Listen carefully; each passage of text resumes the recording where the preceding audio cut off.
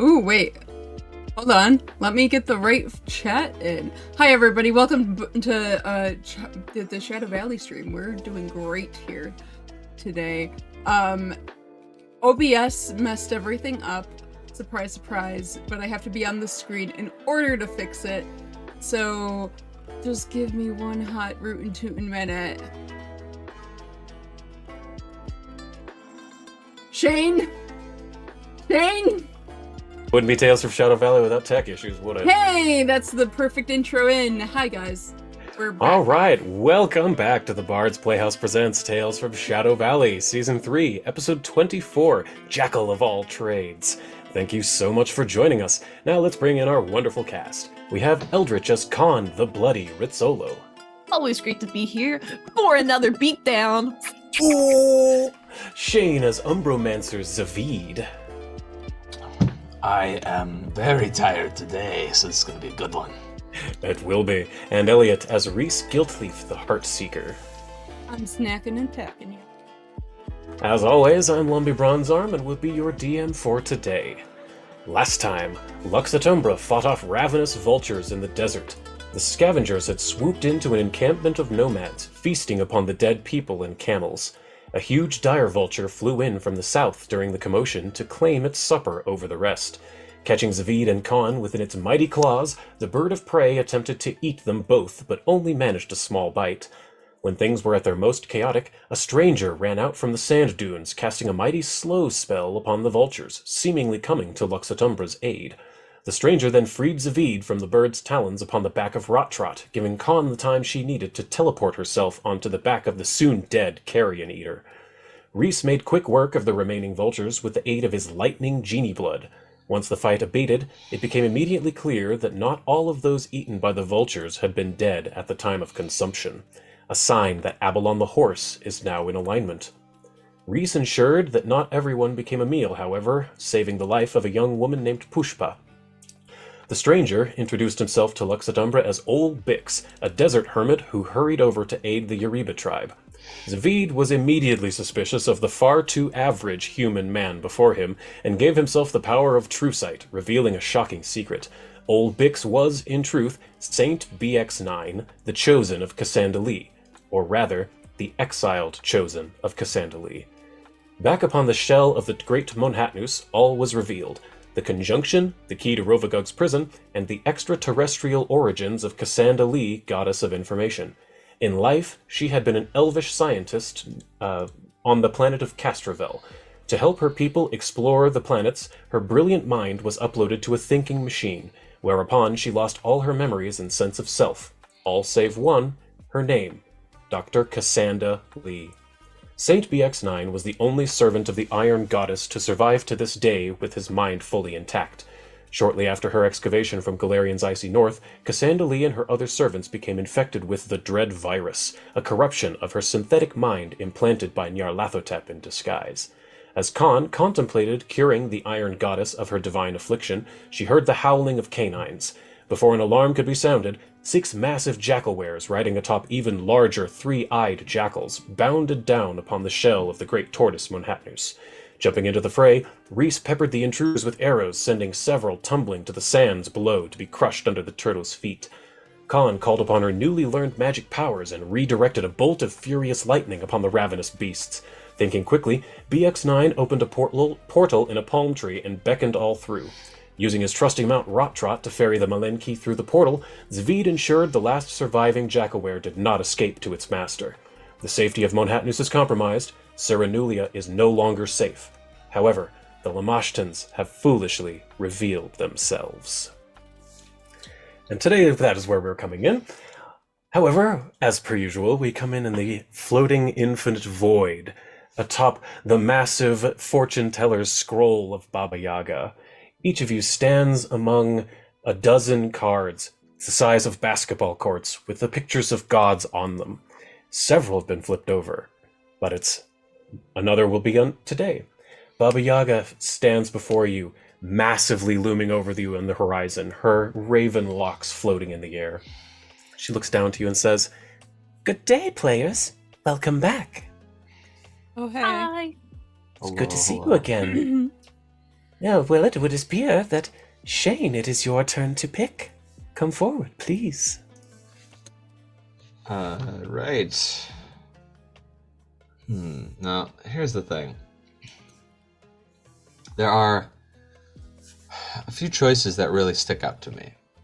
Obviously, you just talked about the significance of Cassandra Lee, and I would be lying if I said I wasn't curious about what the Iron Goddess had for us. But you also talked about last week about the Black Pharaoh, Nyarlathotep, who has been sort of the boogeyman of this desert ever since we arrived here, and has a personal connection to my god as his sworn enemy. But then there's Asmodeus, and who doesn't want to reveal the King of Hell's card? It's probably some legalese thing of change the name of whatever to a different thing, some weird loophole. With all that in mind, I think I'm gonna have to choose the most boring out of them all. I'm gonna go Gozray. Yes. Oh, I've been waiting for this one. I gotta tell you, out of context, this is the one I'm most afraid of because I don't know what the consequences of this are gonna be. Awesome. Don't. I'm glad I picked it. Baba Yaga says to you, the wind and the waves. Closer to a force of nature rather than a sentient being. Interesting.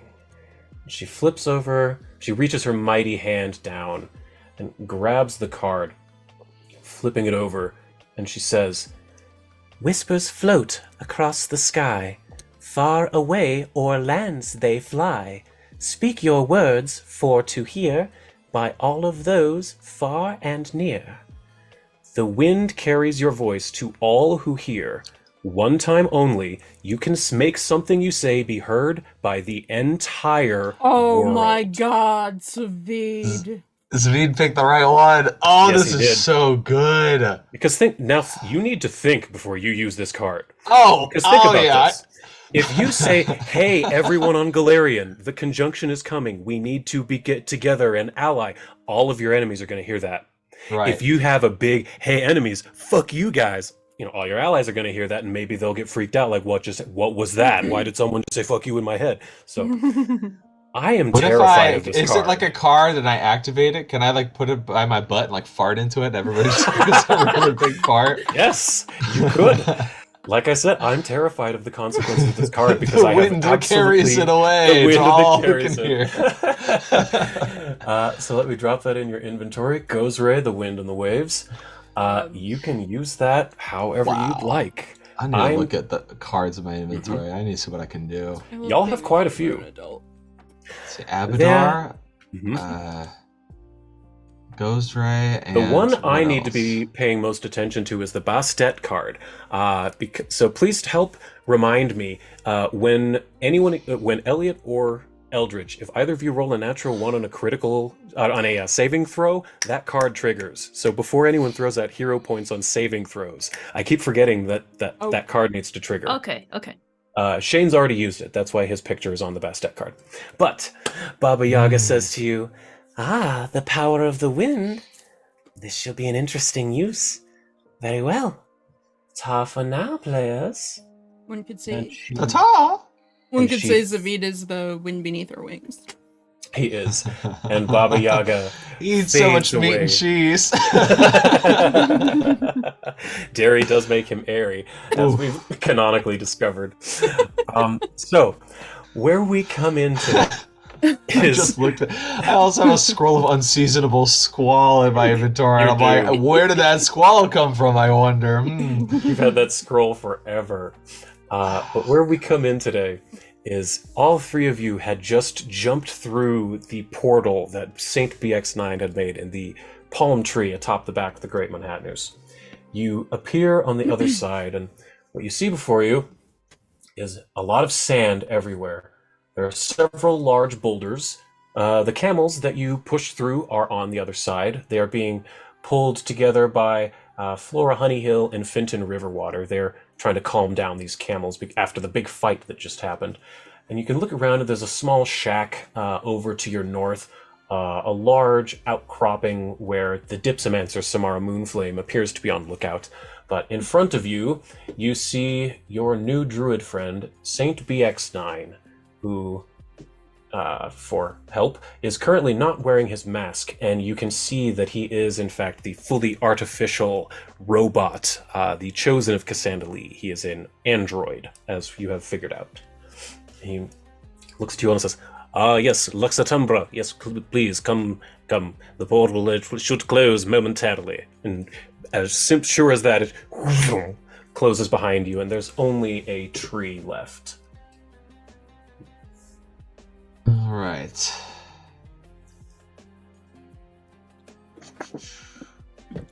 Also, if we feel rocks falling on us, someone in chat said that the rocks should fall on the party and DM because the jokes were so bad.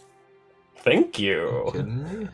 I would just blow them away with my massive farts. Like, it's not even an issue, man.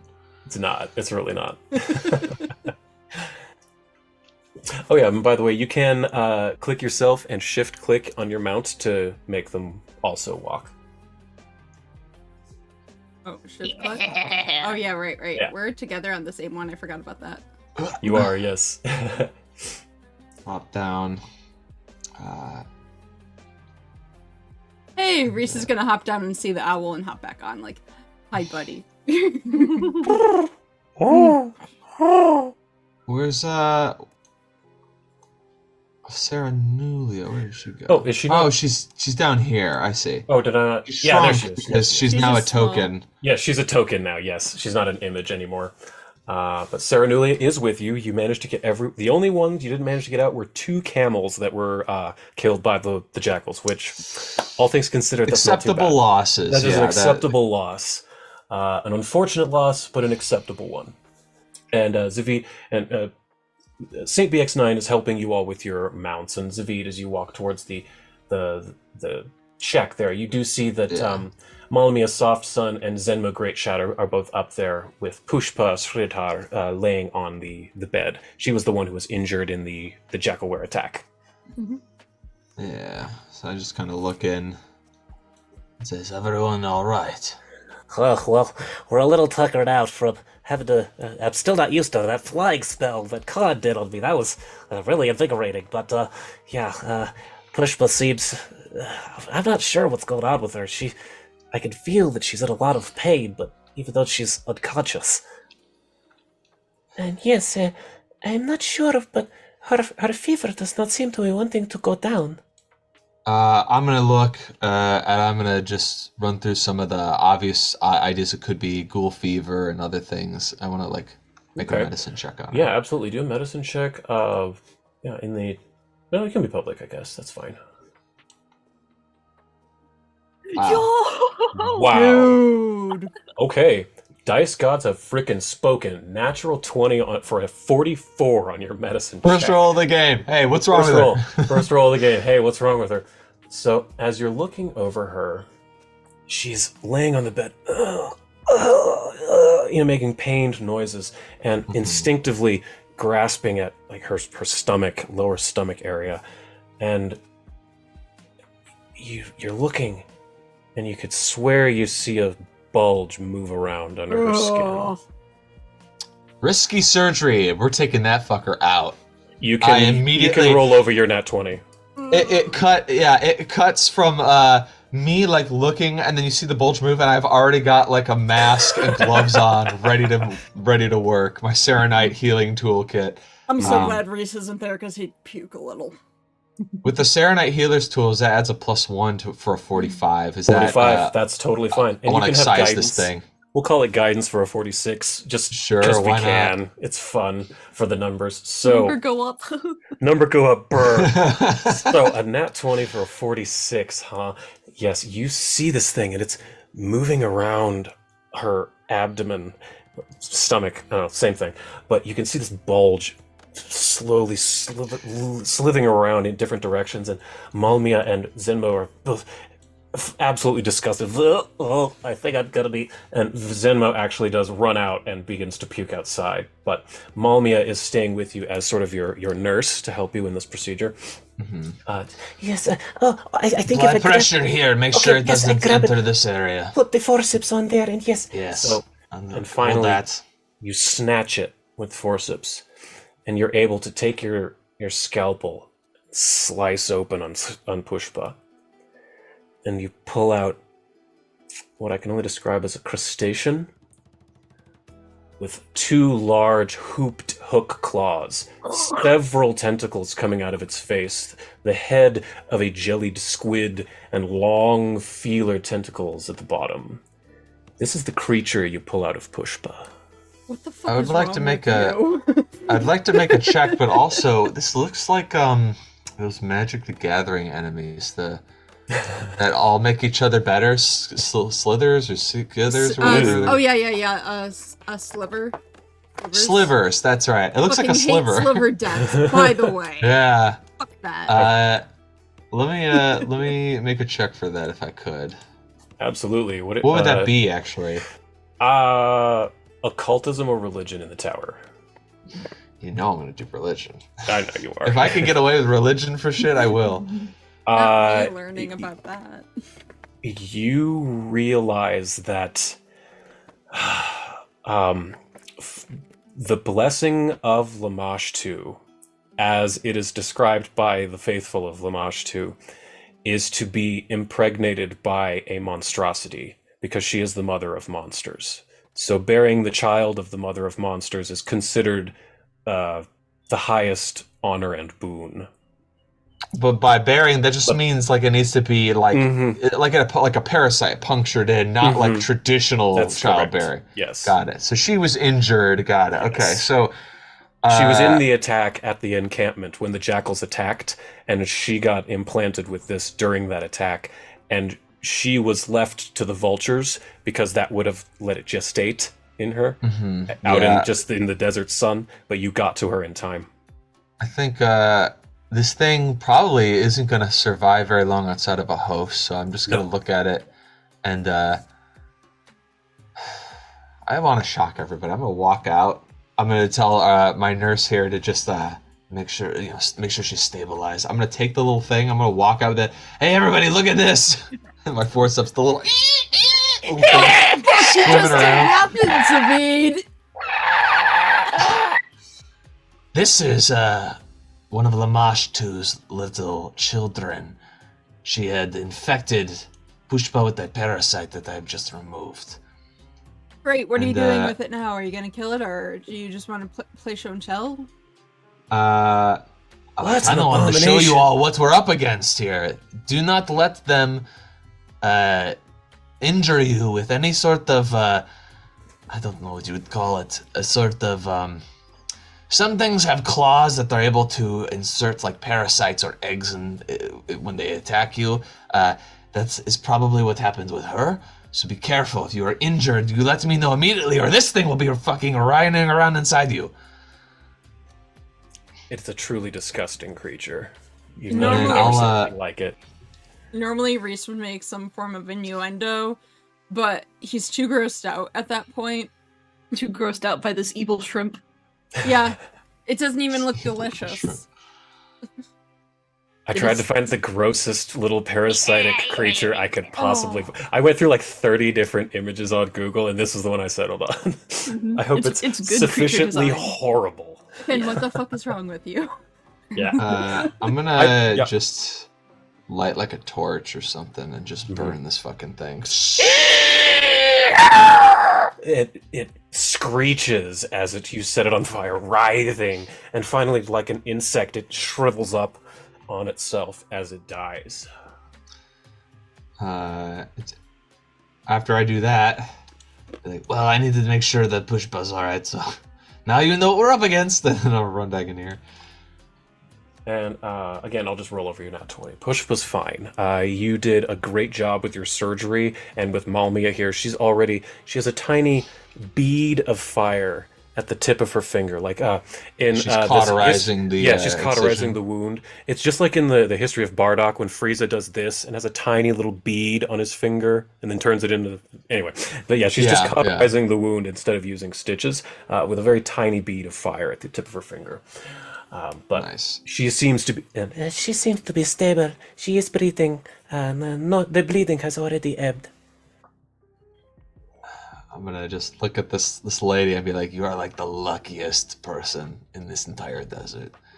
You almost died once, and you're about to die a second time.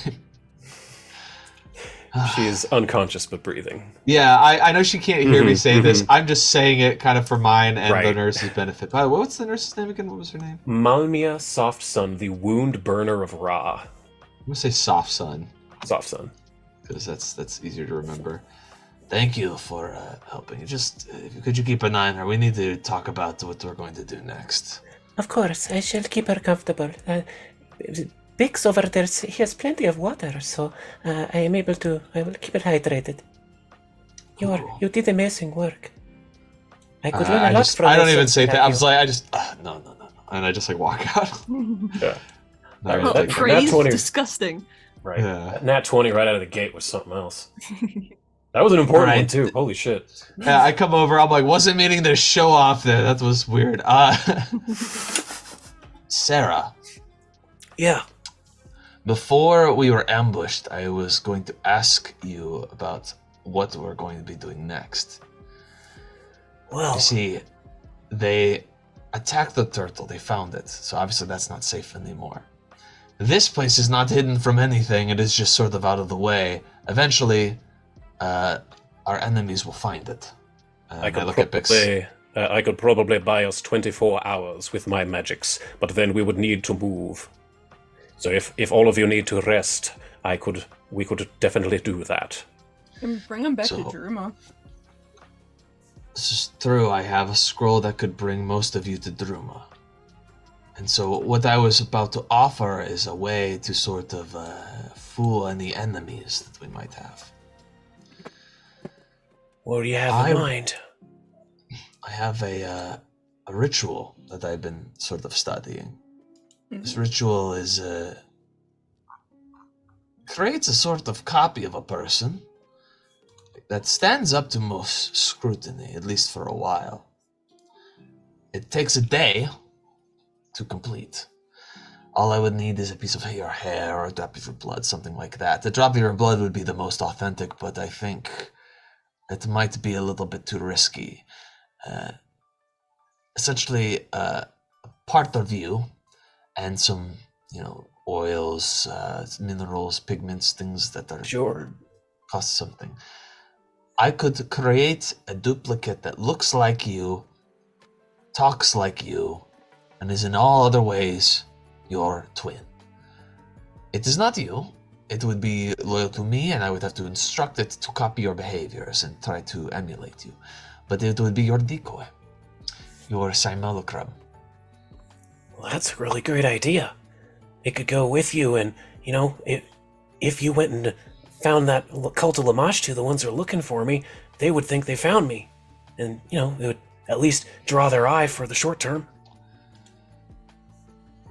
Also, I've never known, is it simulacrum or simulacrum, or how do I say that? I've always heard simulacrum, but I've been in the desert for 100 years, so pronunciation changes. Language is a living thing. I wish I could call it a clone, but that's a whole other thing. That's like another different thing. Magic is so above my head. I'm just gonna call it the crumb, because that's the part of the word that's always the same is crumb. I like it. And it's a crumb of you. Yeah. Oh, that's yeah. actually Yeah. smarter than I. Point. Yeah, I meant to add that actually. I knew that was that smart. Give me a deception check publicly. Oh, I'm Oh, here we go. One of the many skills I'm not proficient oh, at. sweetheart.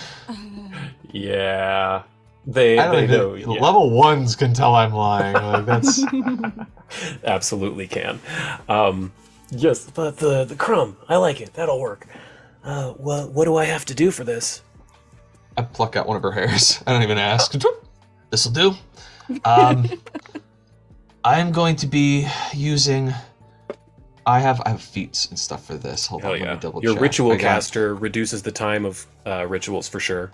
Yeah, ritual dedication and resourceful ritualist. So I can cast difficult rituals that might otherwise be just beyond my skill. I can attempt checks to cast rituals that require expert proficiency if I am trained or whatever. So basically, the primary check of this is Arcana or Occultism. My skills I have, let's see, I'm expert in Occultism, so I think I actually can just do that. Excuse me. And then I get a +2 circumstance bonus to all primary checks perform a ritual. And then special. Okay, I think that's kind of it, essentially. Mm-hmm. So all I'd have to do is get some secondary checks, either Arcana, Nature, Occultism, or Religion, or Society, whichever is required to recall knowledge about the creature being duplicated.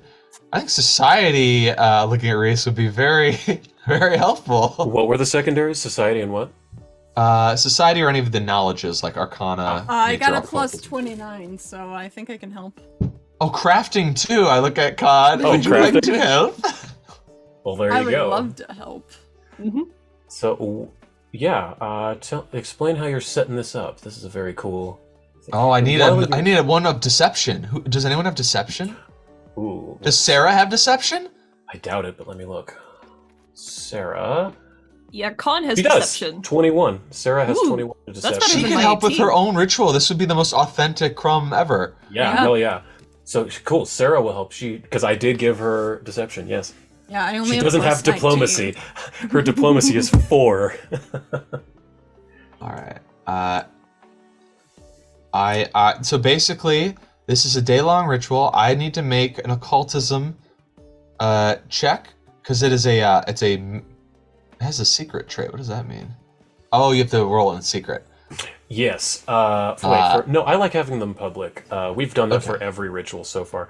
While you're doing this, Bix says, I will try to put up a hallucinatory terrain around us to hide us. It should That would be last. very helpful. Should last for a day, but they will be able to smell through it.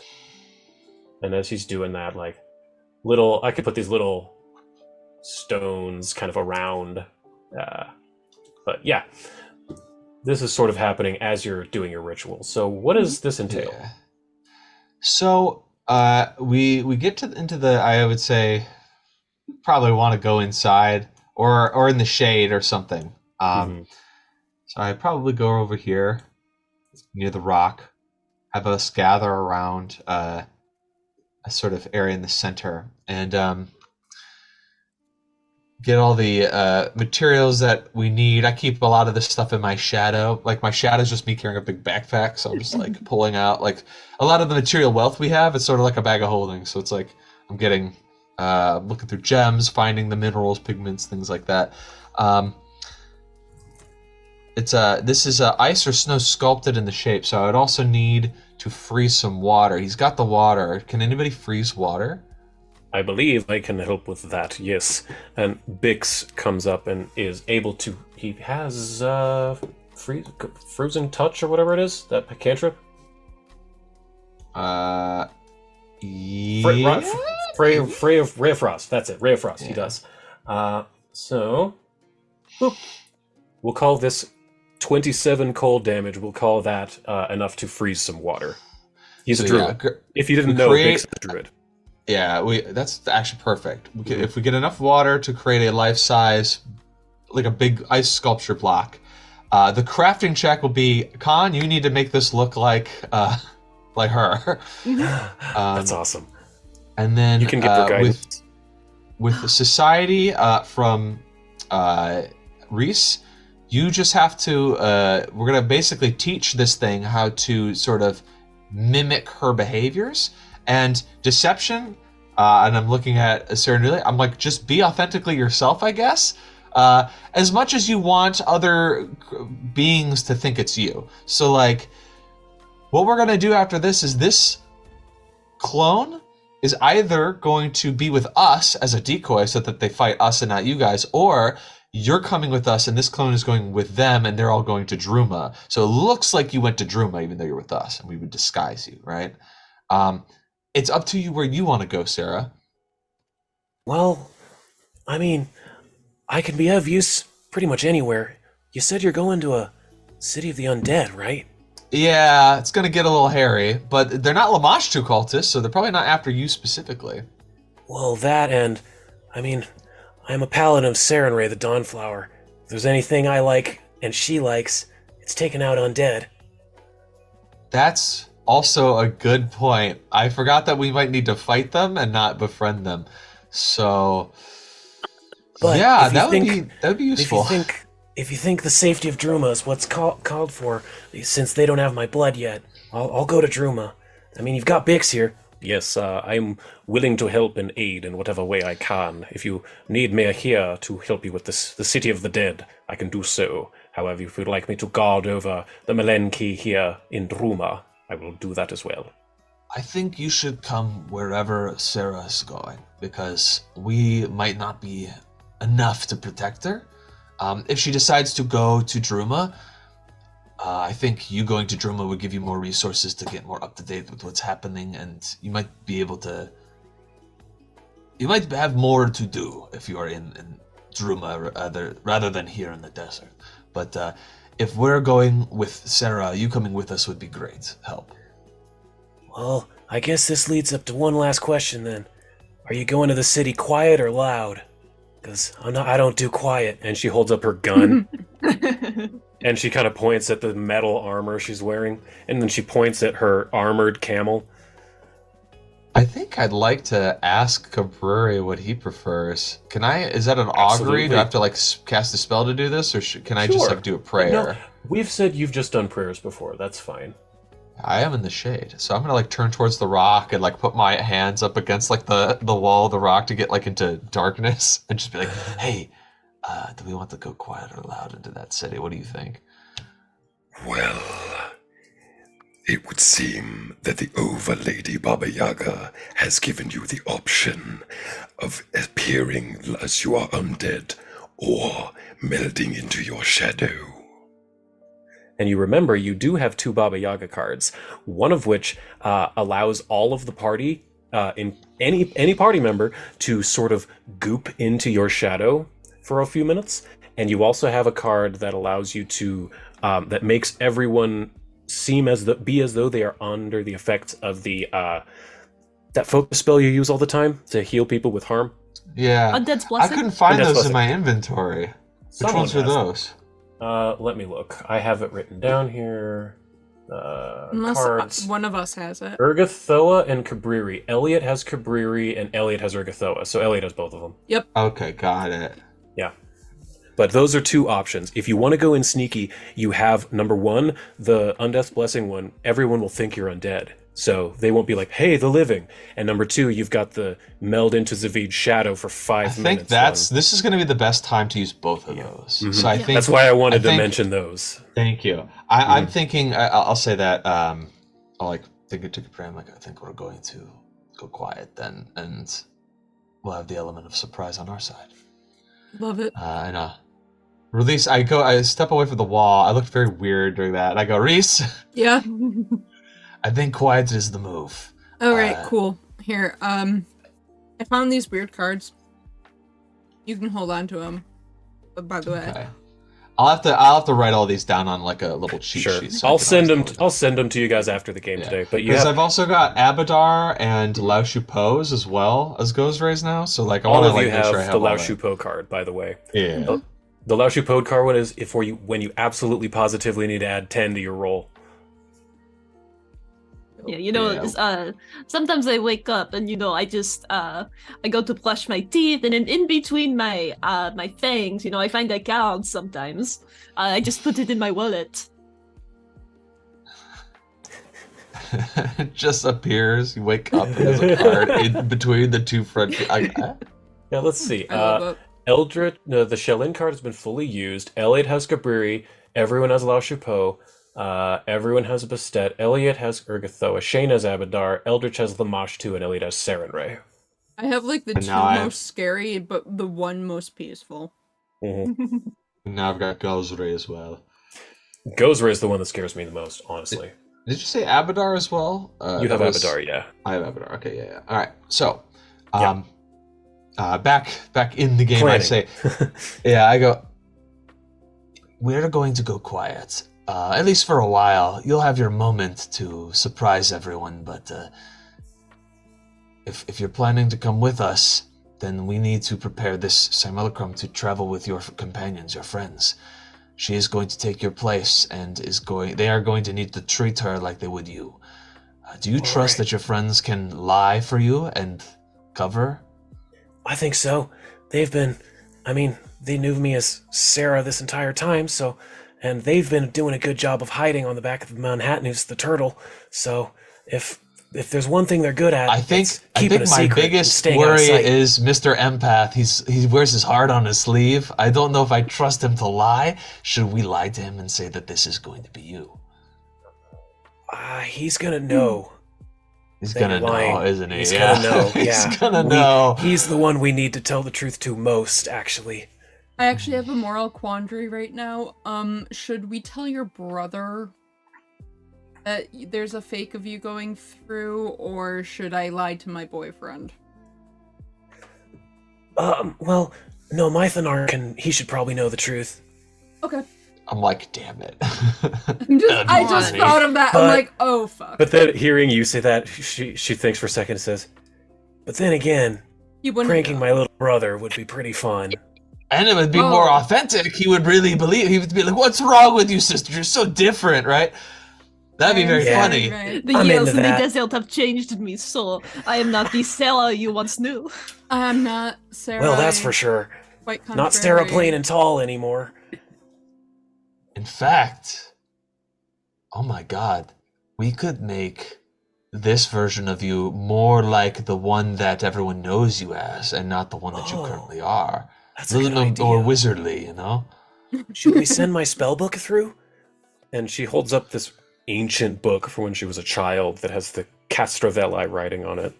Do you use spells from that mean- book anymore? I have a couple of low-leveled ones. I never got very far before everything happened during the pilgrimage, but I have a few. I think I like that idea a lot. It adds some sort of. There's no bloodstains on it, right? No, it's good. Okay, this would add a lot of It would make it seem very real. And in the meantime, if you wanted to learn more spells, you'll have access to better books if you're traveling with us. So. Oh my All god, right. I just thought of something freaking hilarious. Can definitely pull a prank on Mythonar. I fully support this.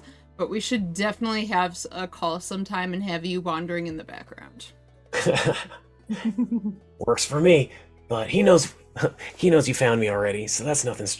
Oh, two of me. I get it. All right. I'll just nod to Khan. Like, so if you want to like make your crafting check to like sculpt this Ceranulia, but like retro, like OG style Ceranulia. Yeah, add a bit of my artistic flair.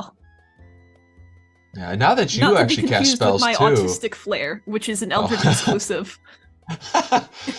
I was gonna say, because you also have arcane like knowledge too, like you would know how to like make a wizardly looking person based on like the runes and stuff that you know now. Did we make this public? Yes, public crafting on that. All right. You got it. So that's the first Wait. check. 36 Wait. society. Ooh, 46. Good lord. And that was on a 16. Yeah. And you have, I think you have. Wait a minute. You may choose to. Oh no, never mind. That's my Abadar thing. I think it was the La Choupeau. If you make an impression, you can add 2d6 to this roll if you wanted. It's either 2d6 or I think it's a straight 10. 2d6. If it I'm says looking at 2d6, oh, then I didn't edit that. It was supposed to be a straight 10. Okay. Because I realized that with 2d6 you can roll a 2, and that really sucks. Yeah, that's fair. So if that's an old edit, it should be straight up 10. Okay. I didn't know if you wanted to use that on this to critically succeed, or if you're just cool with succeeding is fine. I'm fine with succeeding. 46 is All fucking right. huge. Yeah, 46 is huge. So that will give you a total of 3. Plus, you can have 4 with your guidance. Saranulia now needs to give that deception that's check. right. Saranulia will definitely take guidance from Bix. So she'll take a +1 on that. Deception. Woo, 36. Look at that. On the nose It's because of plus guidance. 4. Yep, +4. And then I get a circumstantial +2 from my ritualist dedication. That's right, That's you gonna do. be a +6. And it takes 8 And- hours instead of 24.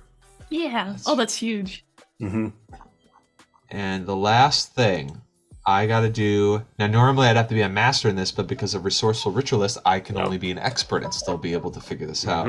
So I'm gonna do an occultism check. And do we do... this is secret. I roll in the tower. Do you? It says that the primary check is the secret trait. Okay, sure, yeah. Okay. And you gotta tell me, I guess, how we did. Okay.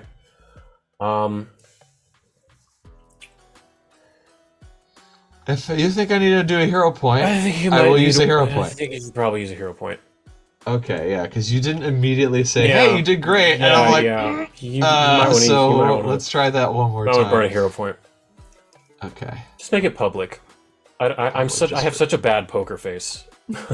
Ah, Oh, Lord. might need another. You can have mine, you can have mine. Yeah, we have the Okay. Lush too. We're good. And you also have the Lao Shu Po card Yeah, Lush should if post. you need it. Yeah. What the Okay, so fuck? hero points aren't just rerolls; they're like you take the highest of them, right? Mm-hmm, What was the first one? Was that the It highest? was, the secret one was also a nat 1. Oh, You rolled a really? 1 and a 4 and a 1. Go for A it, hero Shane. point? Yep. Yeah. Okay, I believe in so you. I am just rolling low, and it's not. You're just rolling really Yep. bad, yes. You rolled a 1, a 4, and a 1. Come on. it's a consequence of the.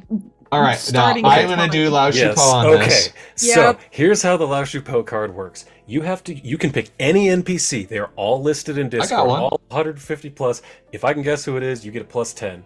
Who Now are you? I can't say any identifying information about the NPC, Correct. right? Yes. Like I'm So I'm Jimmy.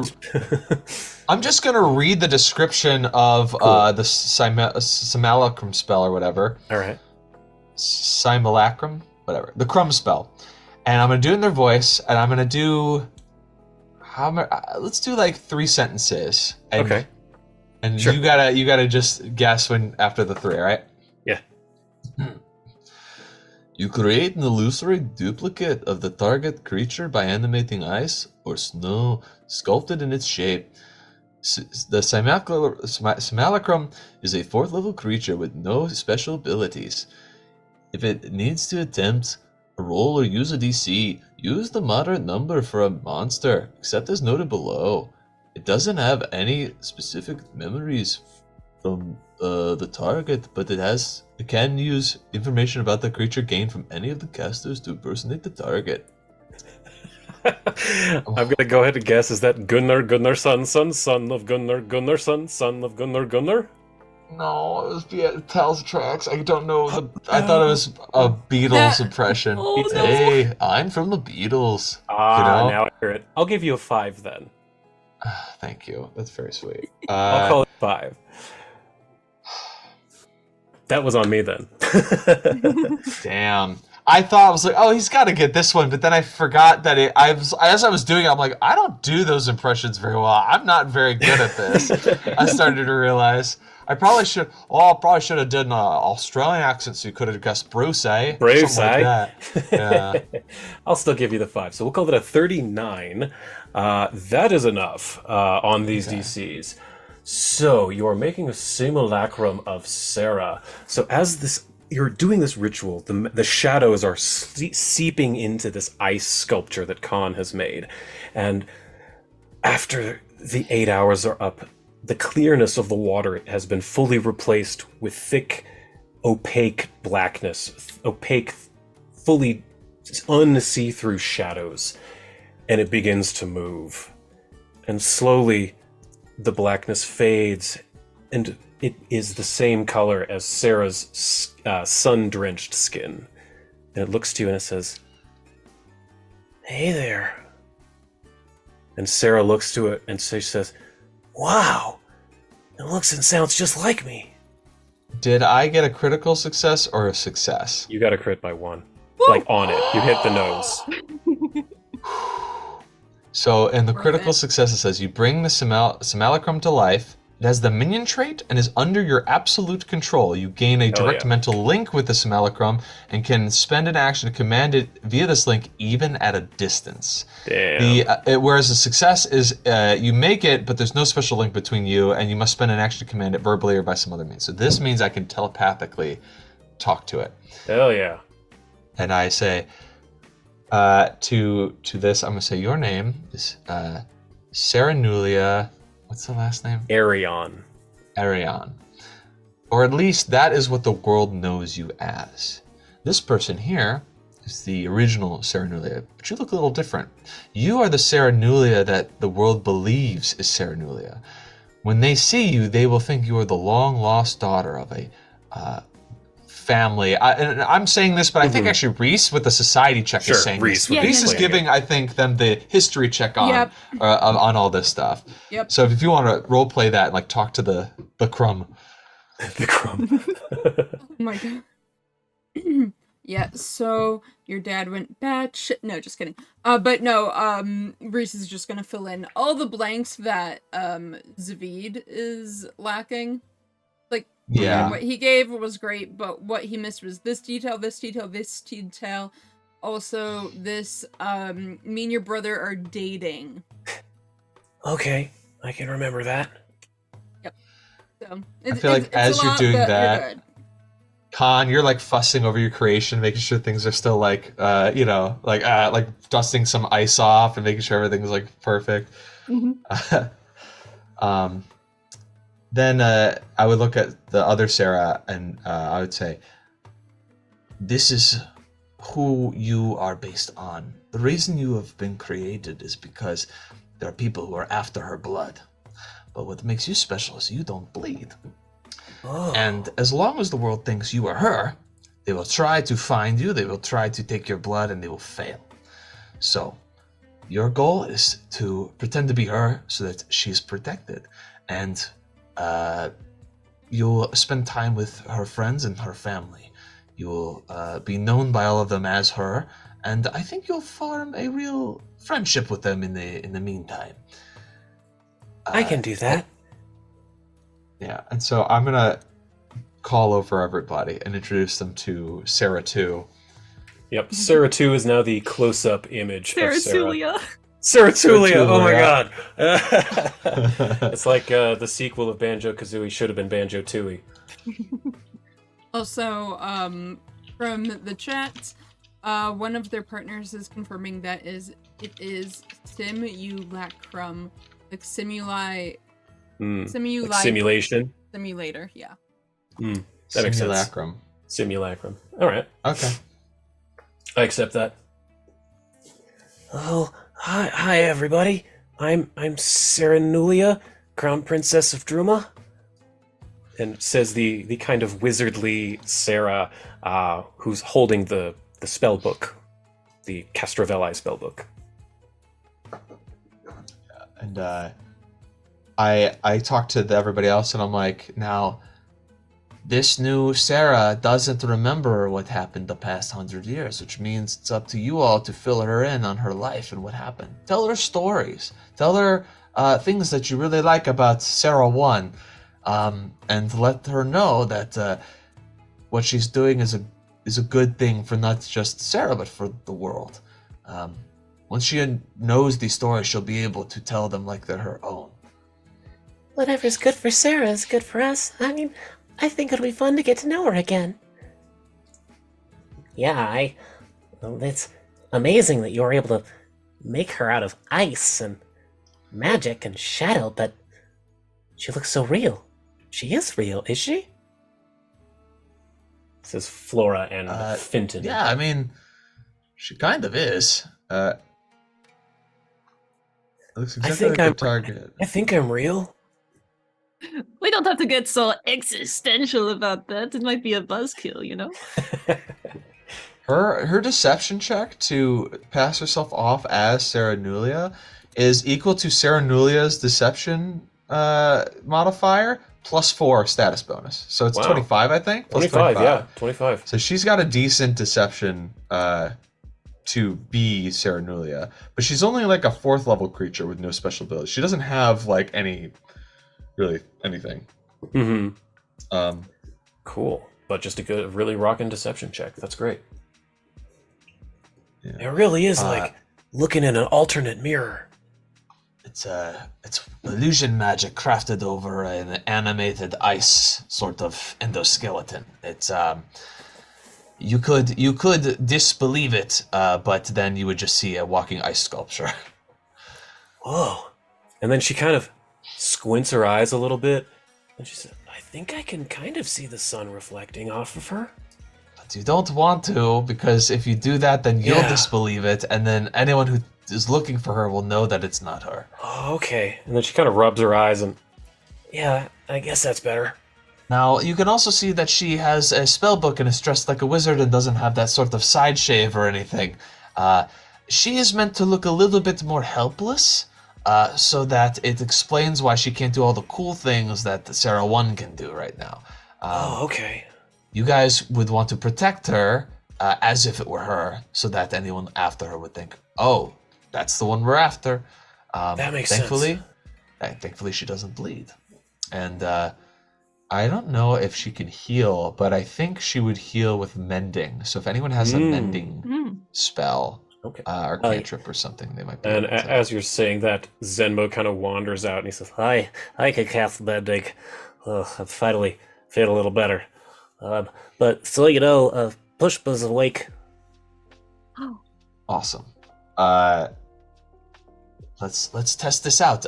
Sarah 1, you stay outside. Sarah 2, I want you to introduce yourself to this woman as Sarah Nulia, and let's just see how you do.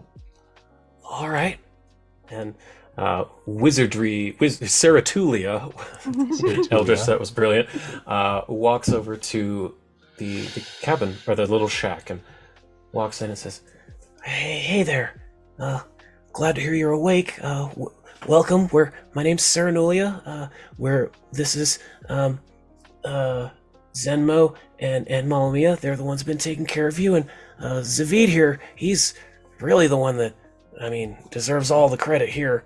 and Pushpa I'm looking at Zenmo and Sun or Soft Sun, and I'm just like, They pretty both good, right? They both recognize that without the side shave and everything, they realize what she is, and they're both like, wow. And Pushpa says, Oh, thank you so much for all of the hospitalities. I've been in and out. I don't remember much. What is going on here? Let's just say that you are alive thanks to not just us rescuing from the vultures, but also from some awful magic that lingered after the attack. I won't give you the grisly details, but you are safe now. Thank you all. I appreciate that. and she seems to have acknowledged Seratulia as just another person with no like, hey, that's a walking ice sculpture, like none of that. She seems to have perfectly accepted that this is a person who came in to speak with her. Yeah. We're thinking of sending people to the kingdom of Druma, which is across the what is that? The inner sea. The right? inner sea, yes. It's a different climate, different people, maybe even different customs.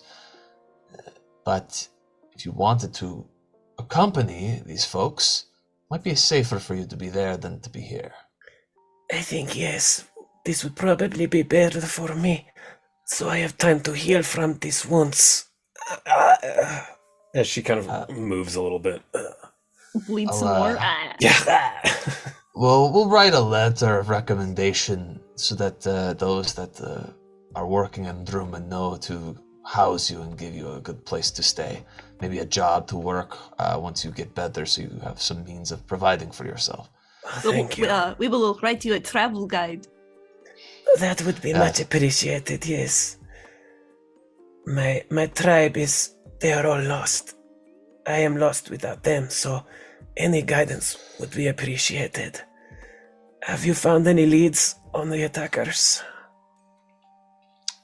We killed the attackers. They're dead now. Oh, well, that is joyous news.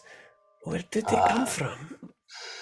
They're from a cult of Lamashtu worshippers. They, do you know of Lamashtu? Are you familiar? I have heard of her, the mother of monsters, yes.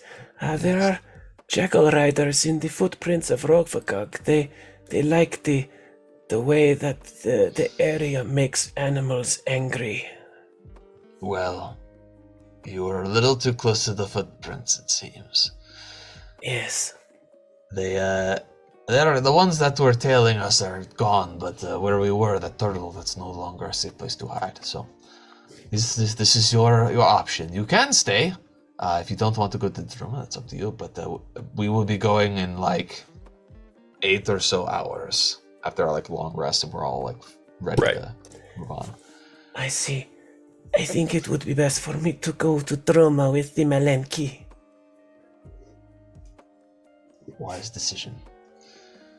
And then I kind of nod to let her rest, and I'll mentally tell Sarah Tulia to like come with me outside.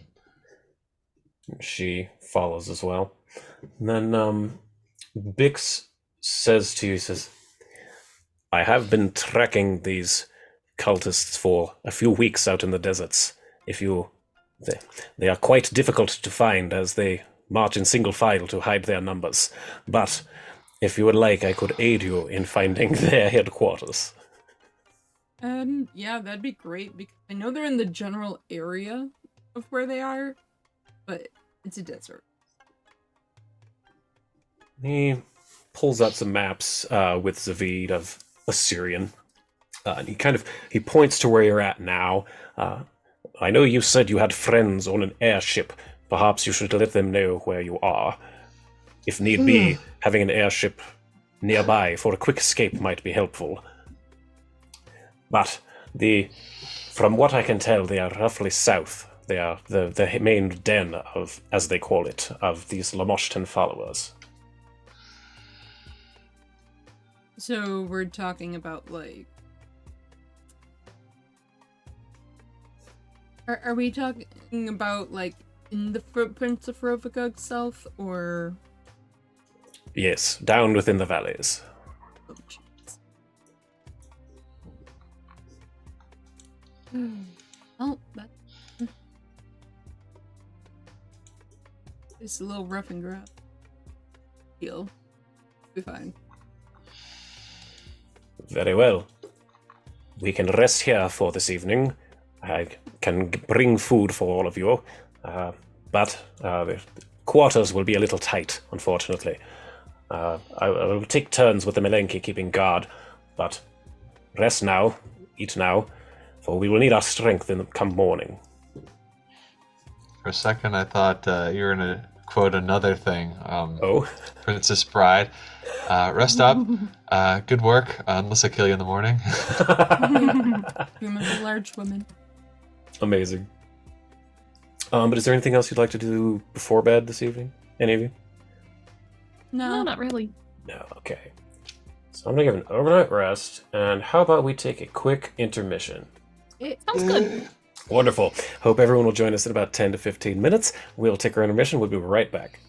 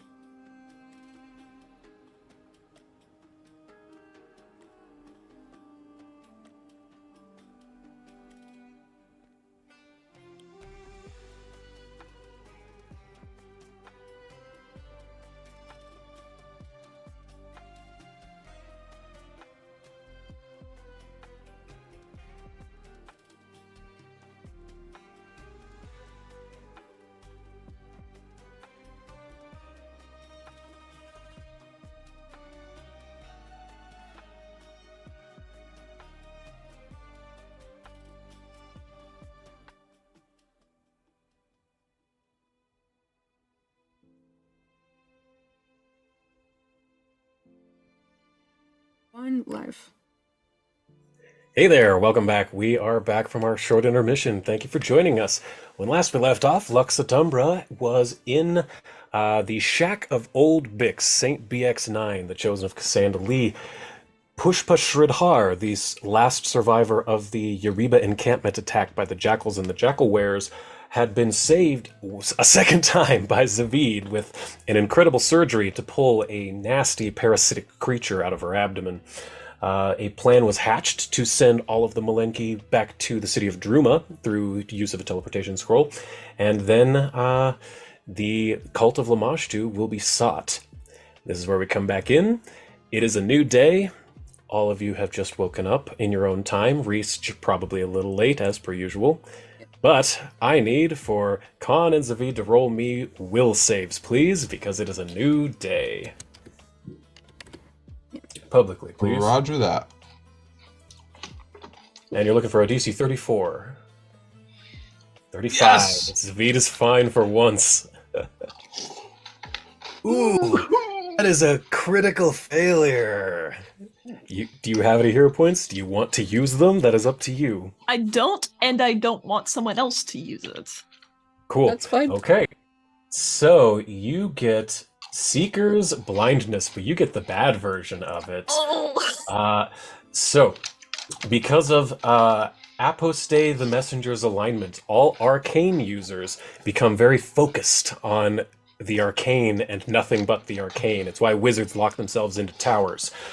So normally, you would be taking a -2 to perception and all recall knowledge checks that are not arcana, but your arcana is a +2. But since you critically failed, it increases to a +4. So, Khan, you get... There it is. Yep, Seeker's Blindness, the very bad version. -4 to all perception and knowledge checks, but a +4 to Arcana. God, good thing we made that freaking Simulacrum. Simulacrum? Yes, that's a good thing you did that yesterday, because that would be a -4 to crafting as well. That's an intelligence-based check. Be right back. Sure. So, Khan, you wake up and your brain is swimming, thinking about the battles yesterday and what you did. You teleported from the claws of your primal enemy, a bird of prey. You teleported from its claws to its back. You redirected lightning into the bodies of these hyenas. All of this different magic and you cast fly on Zenmo. Just this new magic is swirling in your head. You're trying to think of new magic. What can you do with the magic you already know? What could you learn? Nothing else seems to really matter. And in fact, unless someone else makes her, Khan, you're not going to eat breakfast. So I want the two of you to know. That's lore accurate. That's lore accurate. So when I don't take my I want meds. Zavid and Reese to roll me perception checks publicly to see if you notice that Khan does not eat. You can make them public.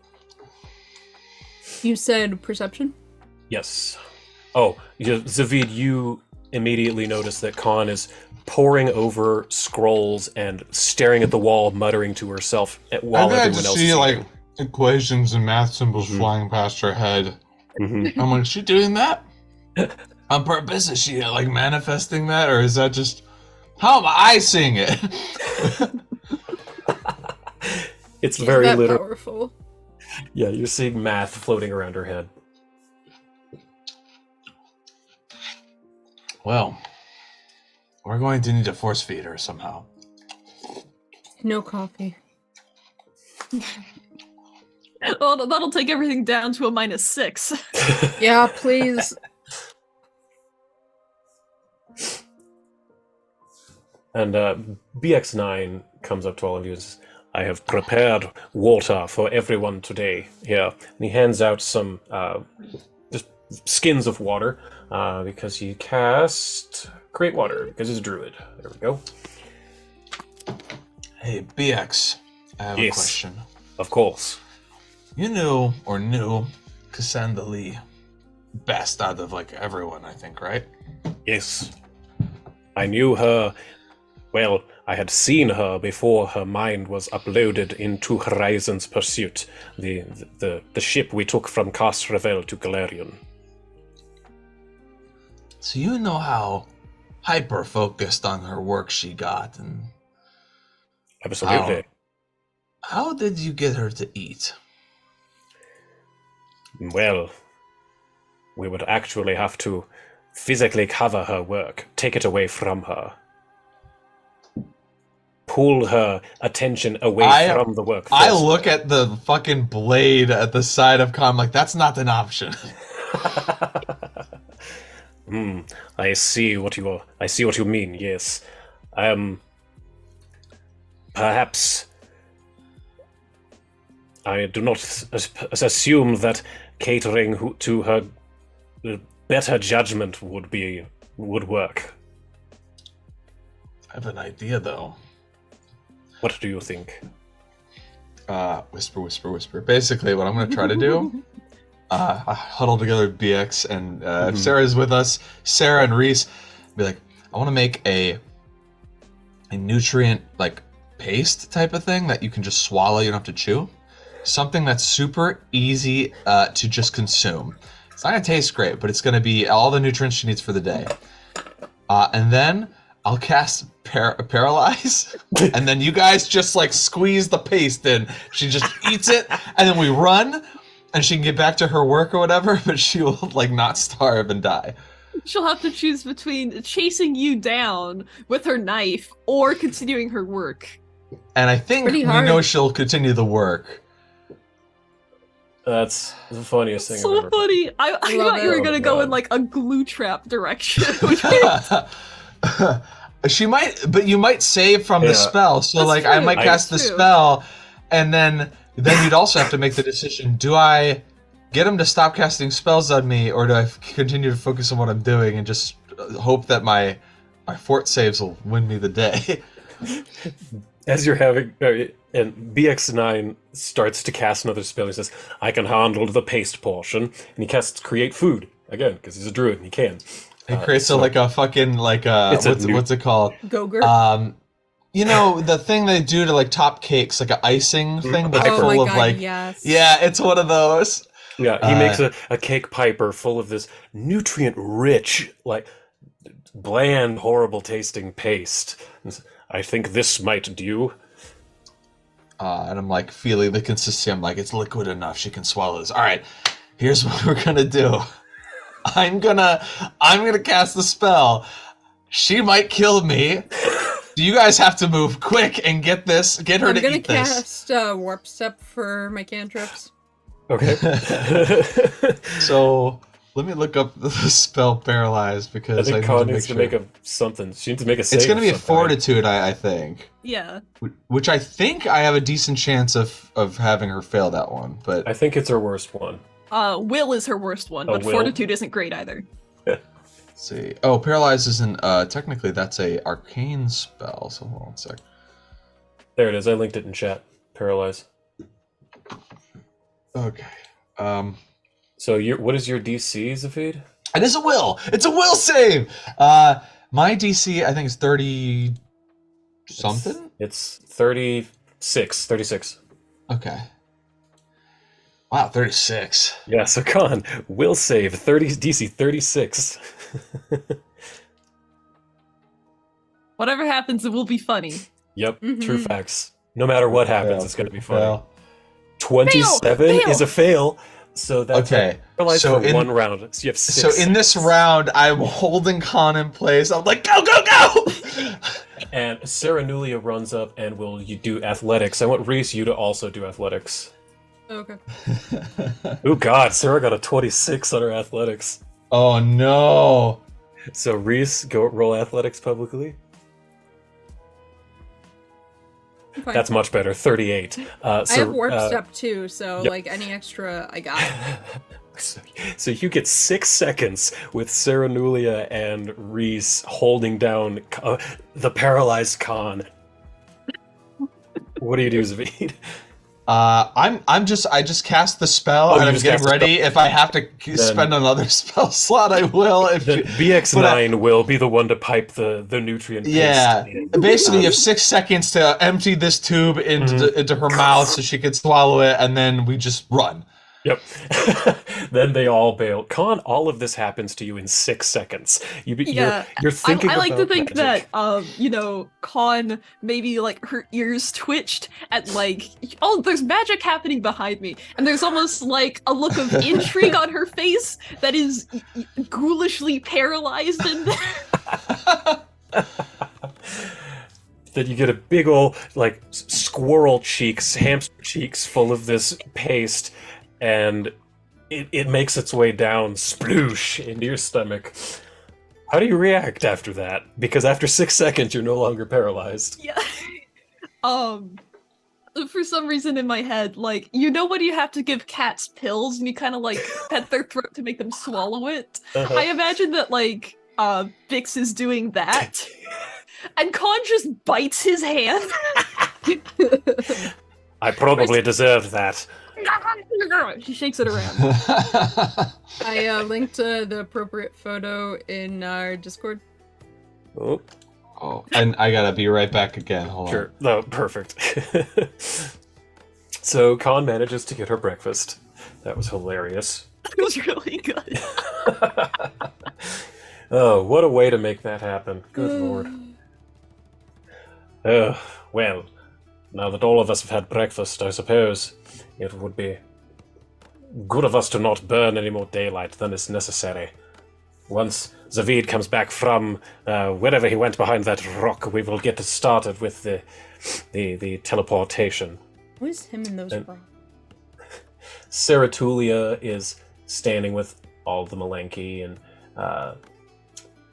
Malmia and Zenmo are walking out with Pushpa towards the kind of area where you told everyone to go. Everyone's sort of making their way there. There's just so many of them, it takes me a moment. Yeah. Okay. Yeah. I think we have room for one more creature, but I don't know if we need any. I mean, Serenulia's coming with us, so her camel's coming with us. Definitely. And they're not going to need camels in Druma. We could release these camels into the wild. Mm-hmm. They'll figure it out. Mm-hmm. Yeah, I 7. think. Yeah, you're sending 7 through.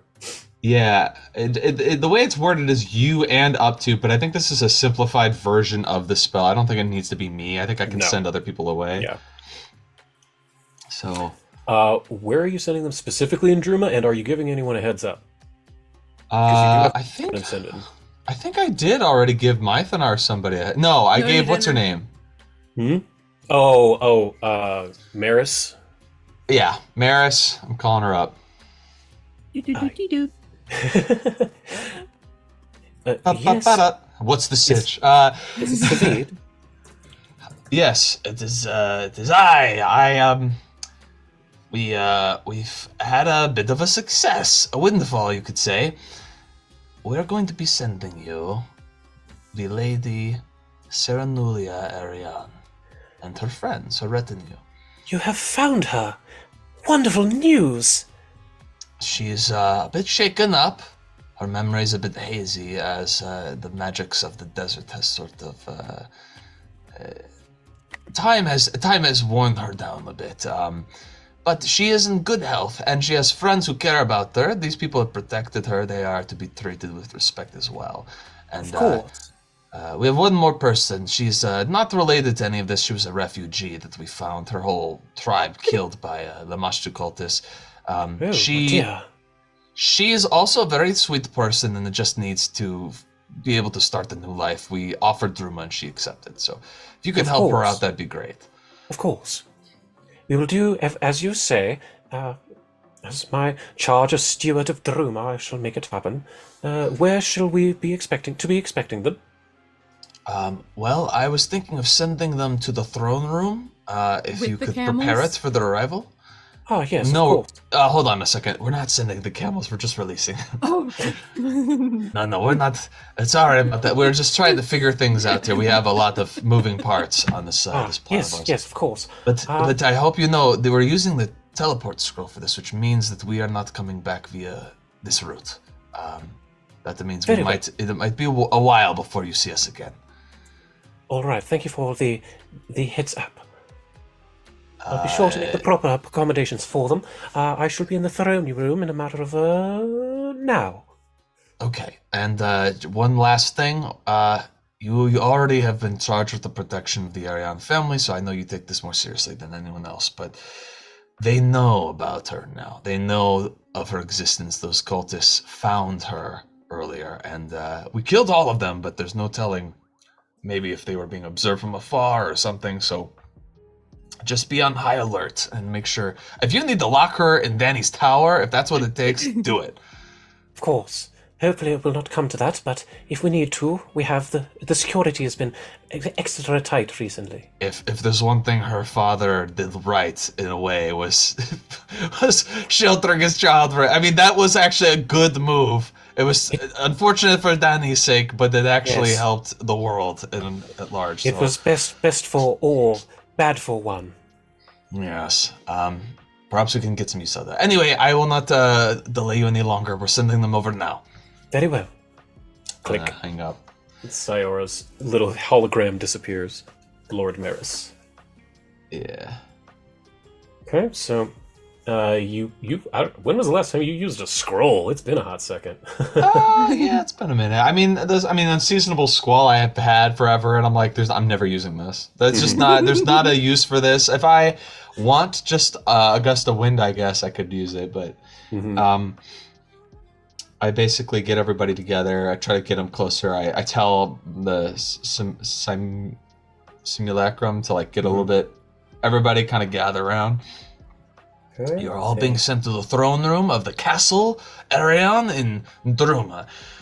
Lord Damaris, who is the sort of standing, you could say, right hand of the queen, she is going to be there ready to receive you all as guests.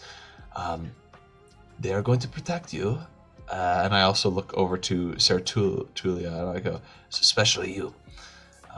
She's known your family for a long time, and she's going to be very excited to see you again. You might even see your sister Danny and your other brothers, Mythanar and what was the other guy? Aerodrill. It's been a long time since you've seen any of them. This is a reunion of sorts, so you're going to be very happy to see them. Maybe a little bit shell-shocked. It's kind of surreal to be seeing them all for the first time in so long. Yeah, I think I can handle that. And Serenulia says, I think she can. She'll do a good job. All right. Let's send you. And then I'll cast a spell. and a golden light appears on the sand. Wow. I jump out. A big disc that encompasses every single one of them. I set myself up like, no! That would be a very fun side quest, but no. And after a very short moment, all of them disappear, and the portal disappears. It didn't go to Castle Ariana, it went to the Nine Hells. They're gone forever. No. I'm gonna test my link though, because the link I have with my Chrome it doesn't matter about distance. That's so true. I mentally ask, say, did you arrive safely? Do you get vision of their vision? No, it's just like it's like a constant chat message I can always send. Okay. Then she says, yeah, we're somewhere. It definitely looks like a castle. I see a throne, and there's a blonde elf woman. Hi. And you can tell she's waving. And I'll say, just follow the lead. Follow the lead. If you have any questions, you can always ask me. Okay. And remember, yes and. Yes and improvise. Yeah. Okay, yes and. I literally have Sarah Nulia with me, so if anyone asks you any personal information you don't remember, I can you ask me and I'll get that information for you. I'm your guy in the chair, okay? Yeah, got it. Anything I need, just ask. All right. And you can tell she is very far away. Yeah, our little undercover spy has to go on her own now, so. All grown up. Yeah, I think we're gonna release these camels now. Take their saddles off and let them just be wild camels. And they're able to do so. They wander off. I love them all moving at the same rate. We out of here, beast. We out. And they do wander off eventually. Bix helps you with that. He's able to kind of speak with animals to them to coax them off. Be free, my friends. I'm looking at what we have. I'm like, this is a lot more manageable. A lot less people we have to figure out here. A lot less camels. Yeah. We've got the only camel that matters. Yeah, Exactly. good old Gwynthel. And she starts petting the camel. And Reese, does any of you speak Elvish? Any of you? Yes, I do. And oh wait, all of you do. That's we right. all do. Oh, that's All of you right. speak That's our Elvish. common language That's other than common. Your code, yeah. You realize that Gwynthel, the name of her camel, is Elvish for baby sister. Oh, So she named her camel after Danny. Oh. It even looks like her, and then the camel spits. Oh, this is disgusting. I bet she snores too. Somewhere out there, Ash like sneezes because we're talking about her. This is Gwynthel. She's a fully armored war camel. Yeah.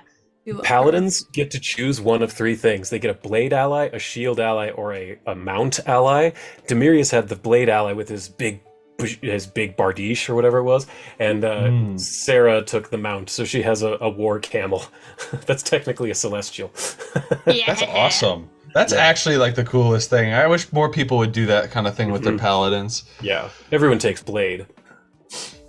But Bix says to all of you, well then, I am capable of casting a spell to help us sneak through the desert a little bit more. I am rather adept at tracking.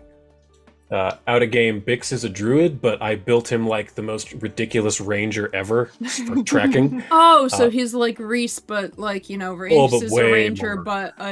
but like rogue. Yeah, Okay. very that. He's a druid, but he's a ranger. So he's gonna cast Pass Without Trace on everybody.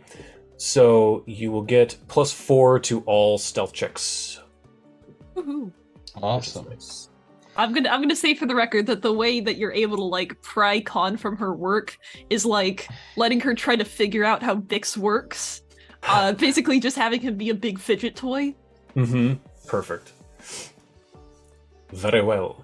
I believe I can let her look at my various parts. And he pulls off like a chunk from his shoulder. Here, look at this gizmo. Over here. This way. You're like leading her onto the saddle of the. Yeah, you get you on the mole. Yep, that's how we get her on the mole. here. And then BX9, he has. Let's see. Yeah, he will cast a Sand Glide on himself, which allows him to run faster on sand. So he does not need a mount, but he will be able to keep up with all of you regardless. So let's share this map again. We're out in the deserts looking for a cult of Lamashtu. And he knows that they are roughly south, and you also know that they recently attacked Pushpa's village, that little area that got attacked. So going back to there, which I'm not going to bother with the map. Anyone who wants to aid with survival checks to track, throw those publicly real quick. Survival.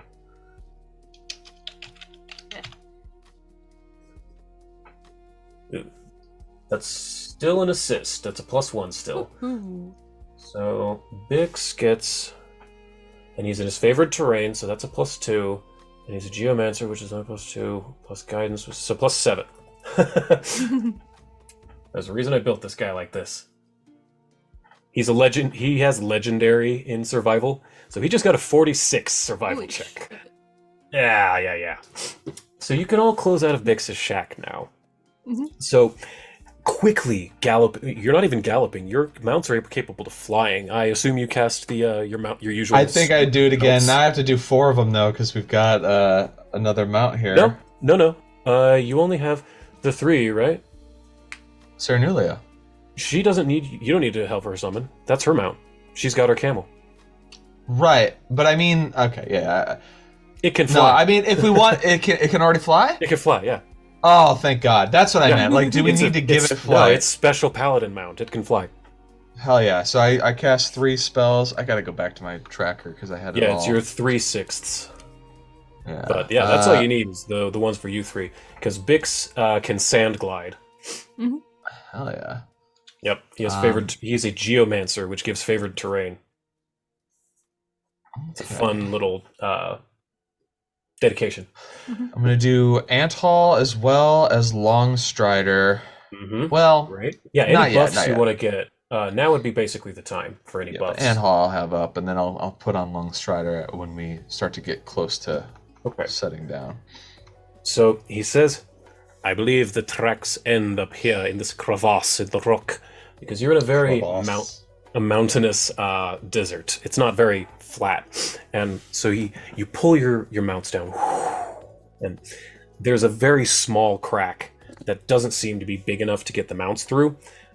He says, I believe it's on foot from here.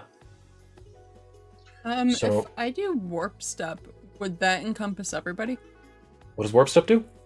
Warp step is when you walk, the earth warps beneath your feet. Steps extend, distances contract, and everything's just a bit closer. Plus 5 status bonus to your speed until the end of your turn.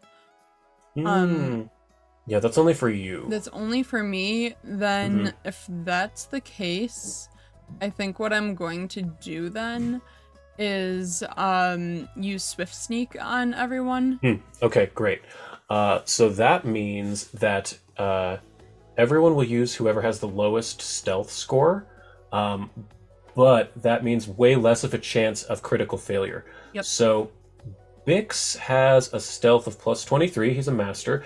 Oh, that's right. I gave Saranulia stealth. She's a master. She has a plus 25 to stealth. Ooh. What is Zavid? What's your stealth? You might be the lowest. You still. Me stealth? 24. No, Bix is the lowest. Wow. Okay. I was gonna say I actually went into stealth a little bit. Yeah, cool. That's great. So Bix is actually the least stealthy, but he gets a plus 4 from the pass without trace. So let's see what he gets. Nat 20 for a 47. I just dropped it. Look at that. Hell yeah. Nat Do 20 you need for a me to roll 47. anything, or are we No, good? no, that's what the Swift Sneak is for. You just use the roll of the lowest bonus in the group. The benefit is you have way fewer chances for a nat 1. You know? Also, Yeah. I do One have roll Boil instead of 5 or Senses 6. as well. Boil Which- senses, I gotta tell you, that's a very helpful one to have. Yep. So because I can do that too.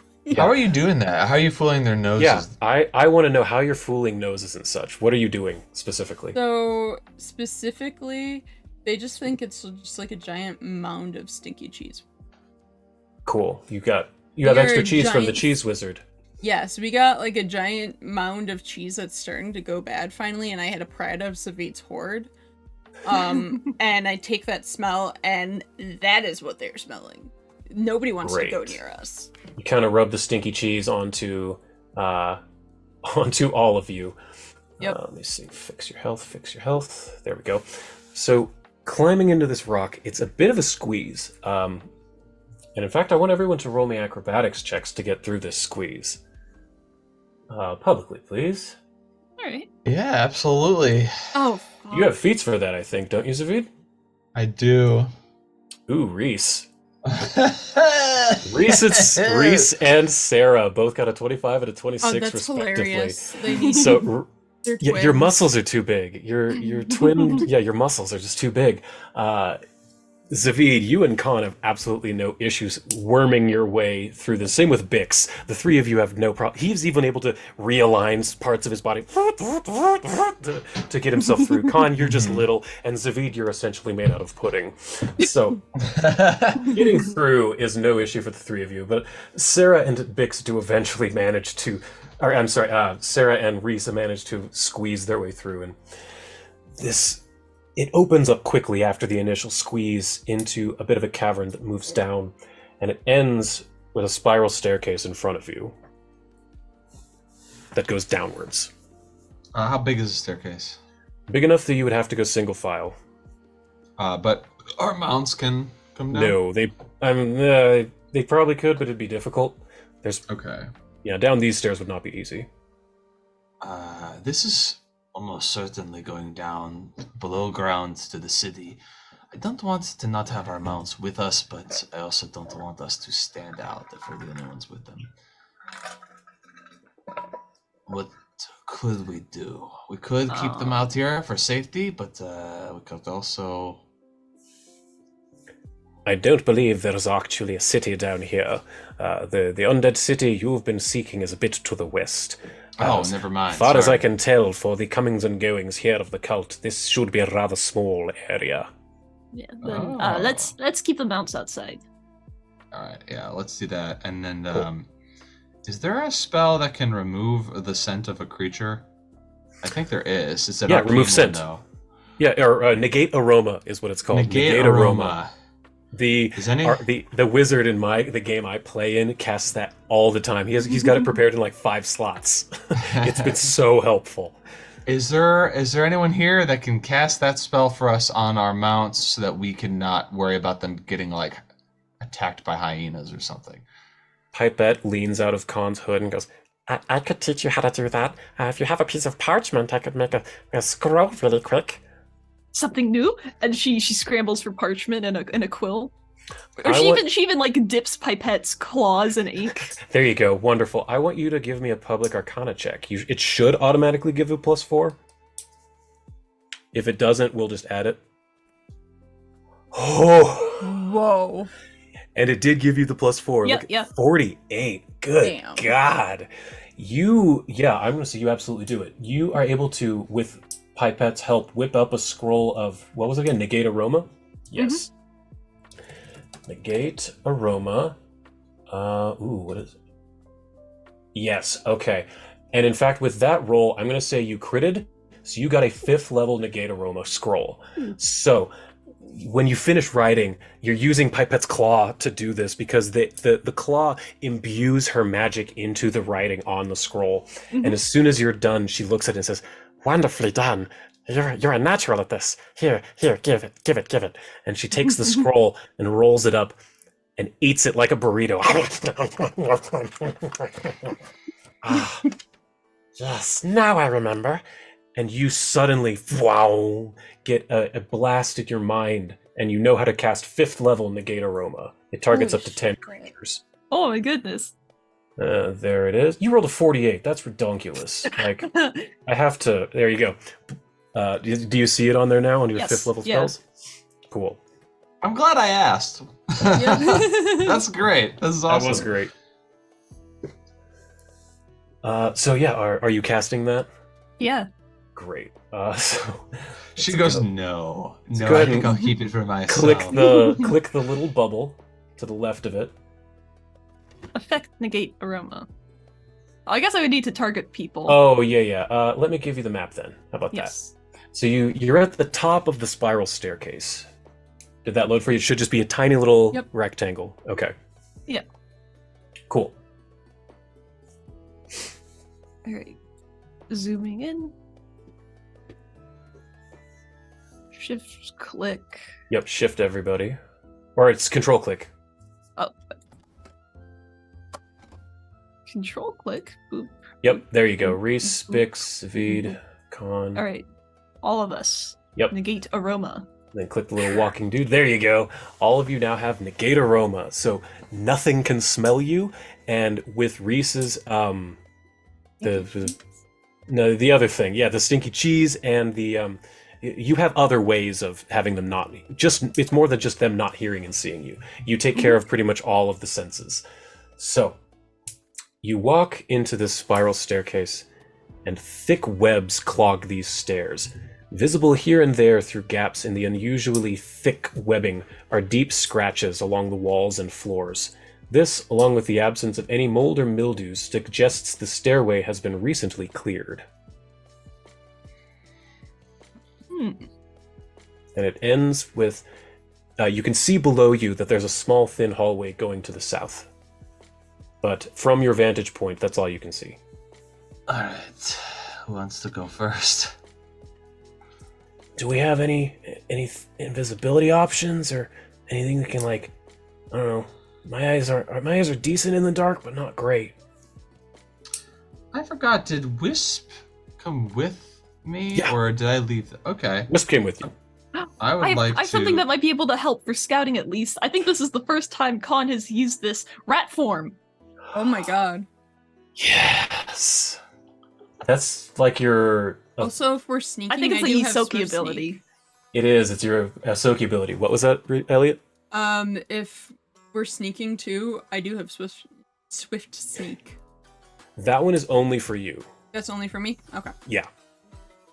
Or whoever has Swift Sneak. I think Khan also has it. But yeah, Khan, go ahead and cast Pest Form. Good Yeah. lord. So, how do you turn into a rat? What does that look like? I think, I mean, the funniest option is like a puff of smoke, and then it's just a rat where Khan was standing. I approve of that.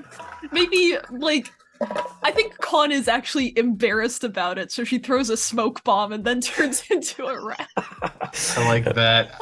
Another option I like is you like get really dramatic, like it's this transformation. And you're like and you're like nothing actually looks like it's changing. You're just getting smaller, and we're like, "Are you good?" Suddenly, agony! See, I'm just thinking Aristocats with Ink Goose.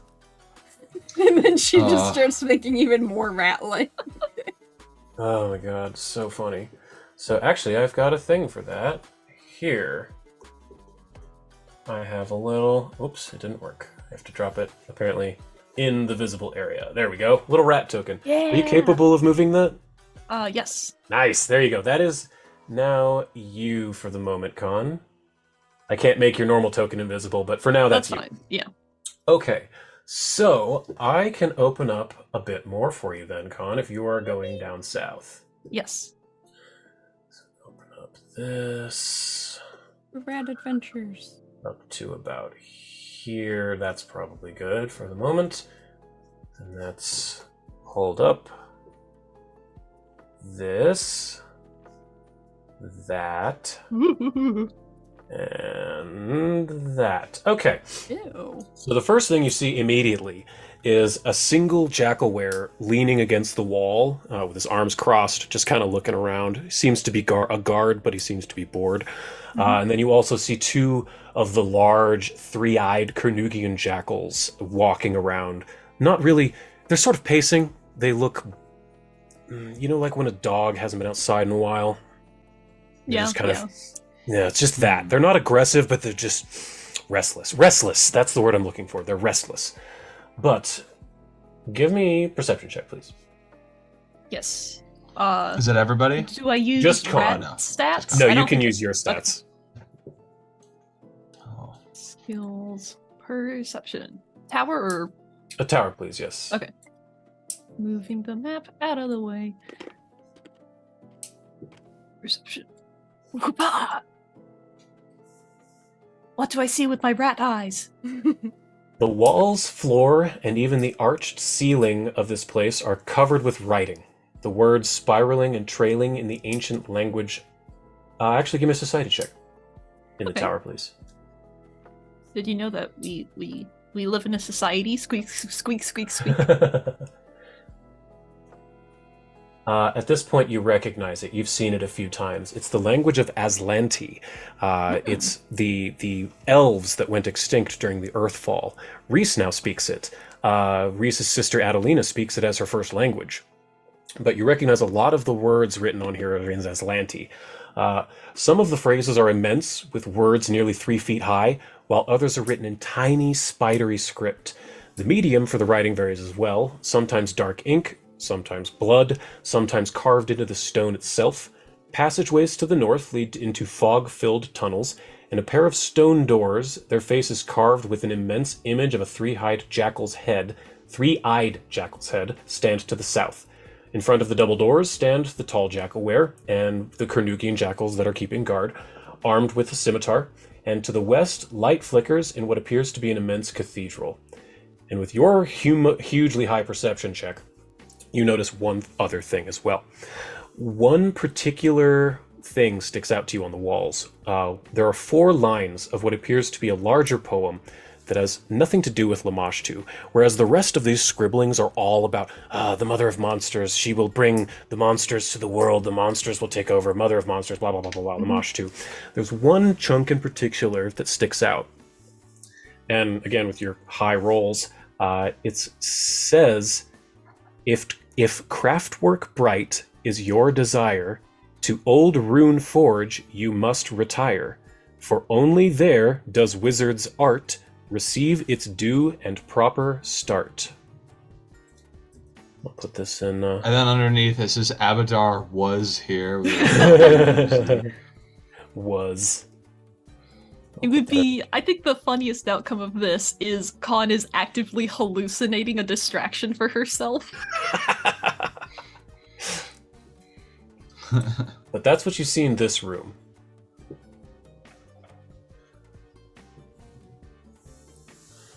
It's probably too dangerous to go on ahead, because, you know, if she gets found out, then that's even more creatures that she has to get past again. But Nothing you do seems to pass have that noticed you yet. trace, Yep. and you don't have a smell. So as long as you're stealthy enough, as long as you're sneaky enough, And you're a rat. You can hide. These things are massive, and you're a rat. You can hide in a multitude of places they cannot access. Yeah. that's the other thing too. Their prey is typically not rats. It's Much you. bigger. Yeah, it's you-sized creatures. Yeah, then I think Khan is gonna, you know, stick to the wall, Okay.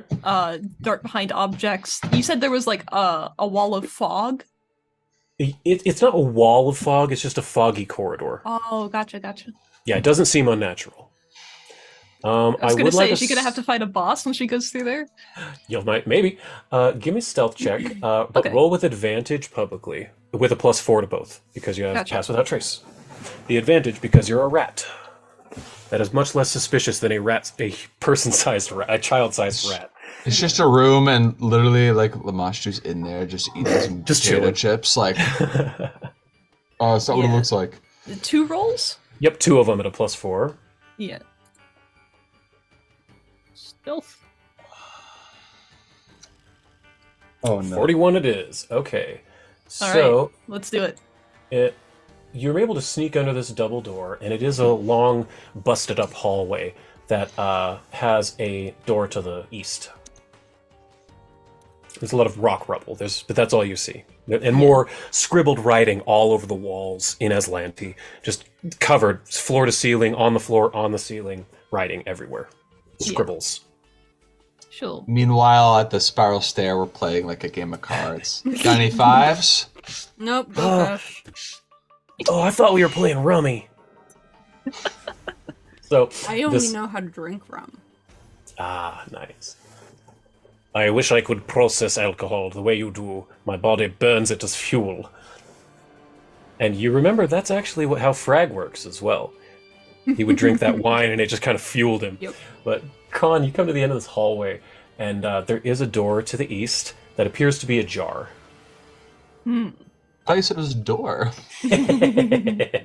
Ba-da-da-da-da-da.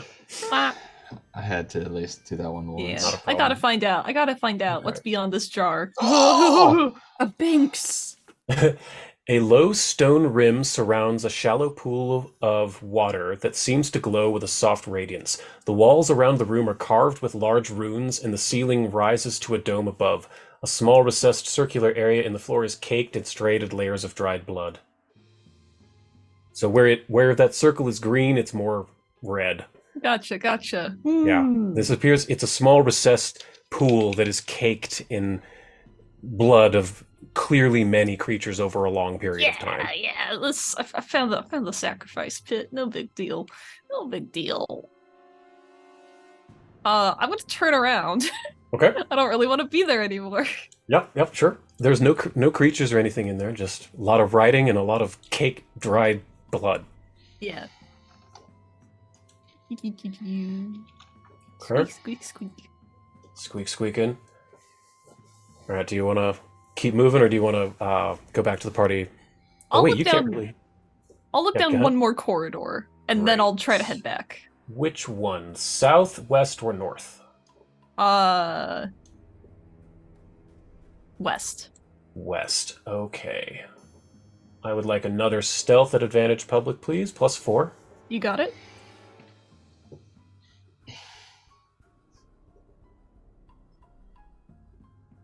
Okay. 46. Cool. 46. All right. You see several things. Get over there and open it up for you. Do. Are these people? Perhaps. Jackal were 1. Jackal. Soylent Green is people. It absolutely is. And then 2. And then giants. That. Okay, great. Sorry, I have a lot of stuff here. No So, worries. Who is that? You're about to find out. The Scribbler. Sorry, no, that's fine. I'll get that out of the way first. The main thing you see past the 2 Jackal wares and the Jackal guard is what appears to be an elf standing on a podium. He's armed with kukri, and he has long, scraggly black hair. His mouth is covered with a mask to keep out sand, and he's scratching on the wall with his kukri some writing. He doesn't seem to have noticed you yet, but he's scratching into the wall. Although portions of this cathedral have collapsed, leaving mounds of rubble on the floor and crumbling walls, the chamber retains its sense of menacing awe. 4 black stone pillars support the arched roof 40 feet above, and on the floor between them, the image of a 3-eyed jackal seems to glower from striations in the stone itself. This image glows with a soft, rusty light that illuminates the entire room from below. To the west, what once might have been a stone pulpit featuring other statues seems to have been partially buried under an ancient collapse. The walls... Let me share this so you can read along. There you go. I'm on the 3rd paragraph.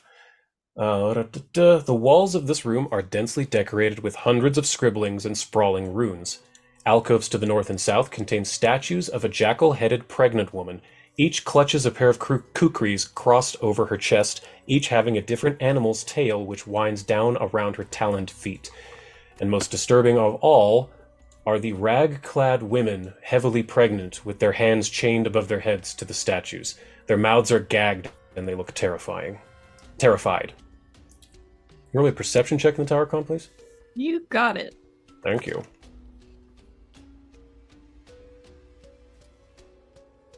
That's all you notice.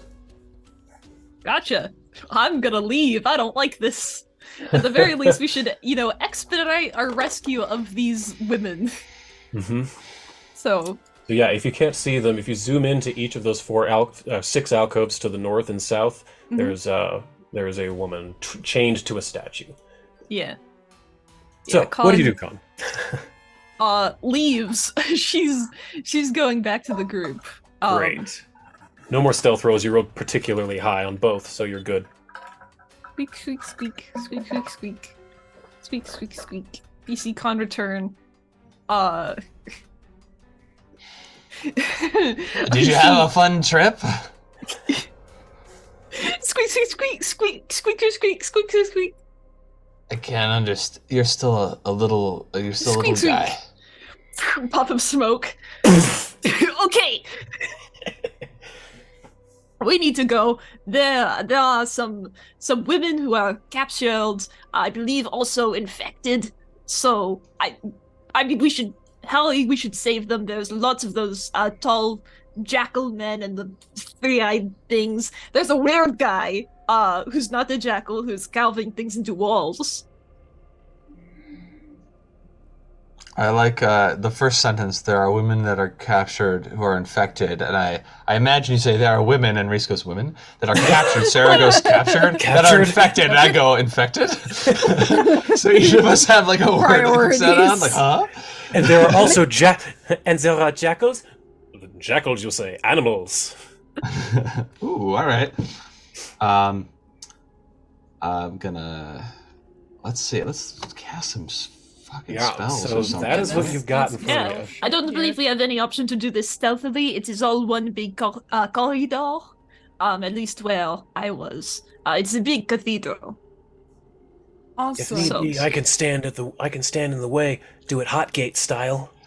I'm gonna cast Long Strider on myself. Cool. for this will last for 8 hours. Hell yeah. And then I'm gonna cast.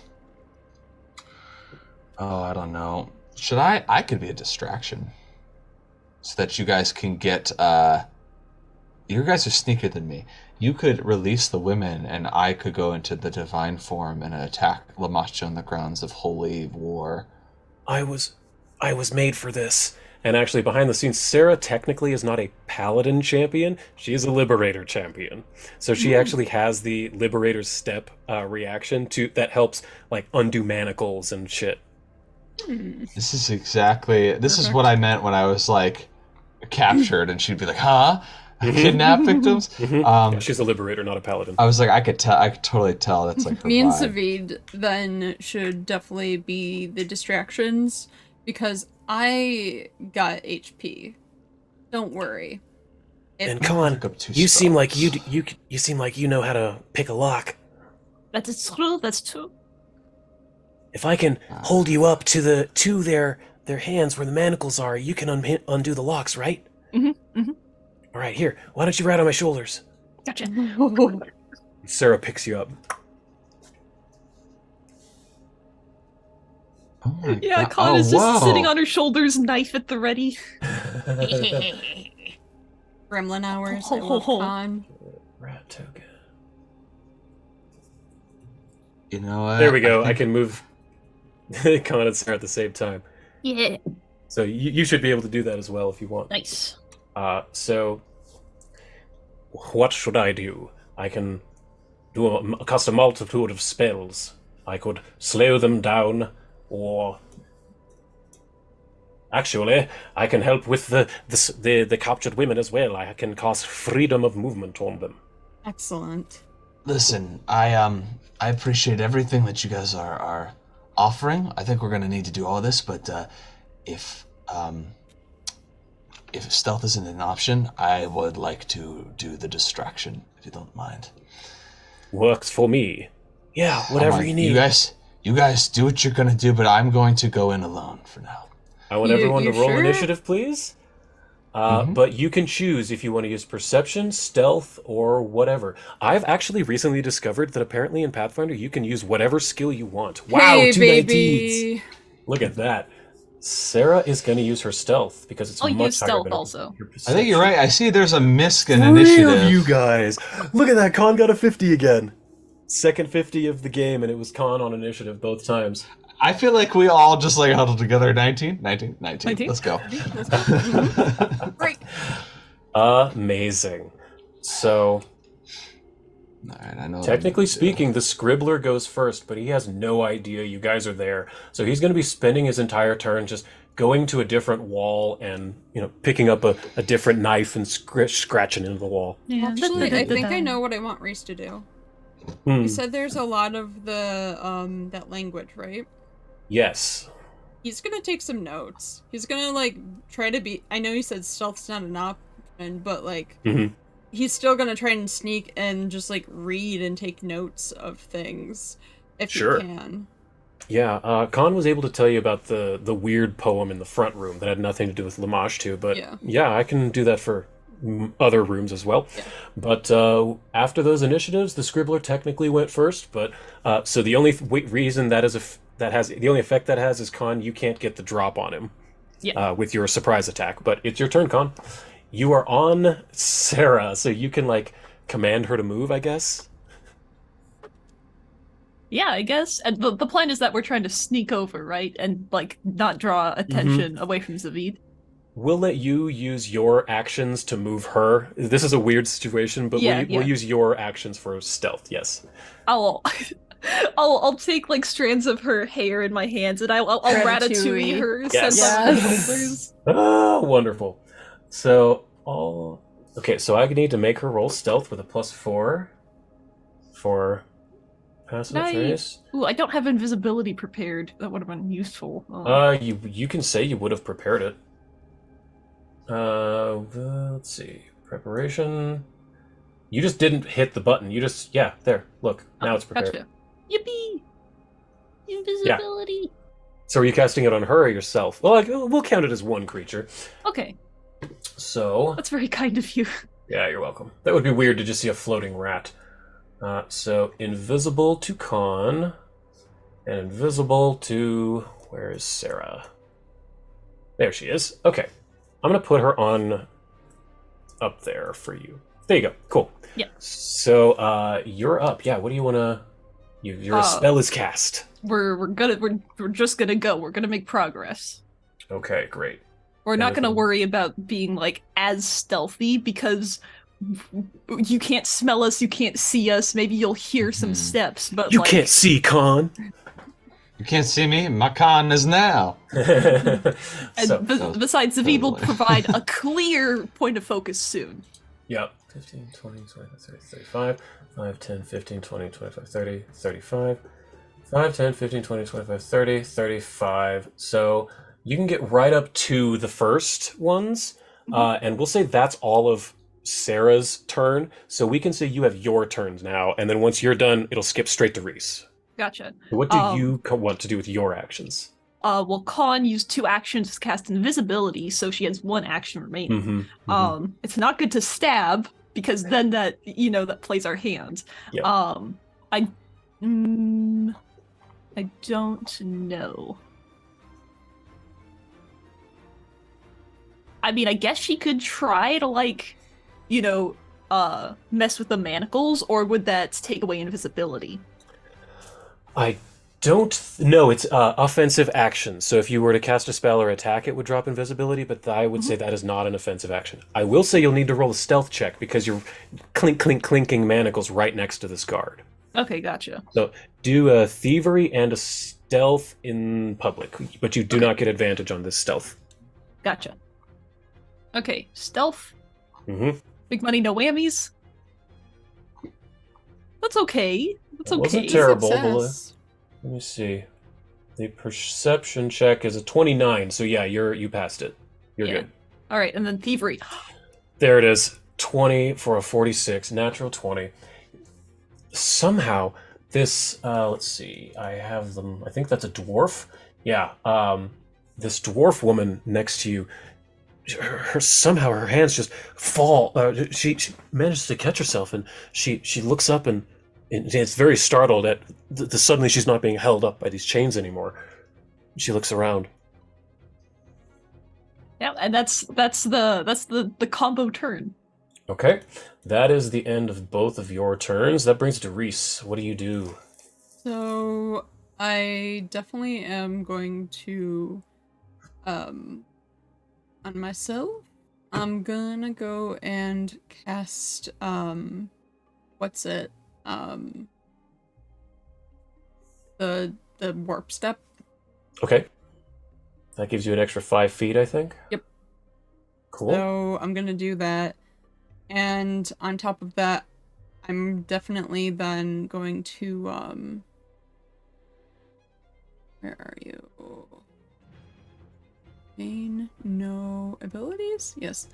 So with that, I'm gonna do that, and Swift Sneak wouldn't apply because it's not a terrain that matters. Actually, Swift Sneak does apply because does? when you sneak, you technically move at your half speed, but since you have Quick Sneak, you can move at your full speed. Okay. So that actually does apply here. Then I'm gonna do that. So then I have like my regular speed plus because of everything. Yep. Because of warp. That's right. Yep. So you're actually faster sneaking than you are normally walking right now, So, which is very cool. How far can I go? If I'm gonna hug a wall. Reese, your speed normally is 30 feet, so you have 35, so you can go 70 feet in 2 actions. Okay, so where's 25 that per about? action. So let's say you can start there.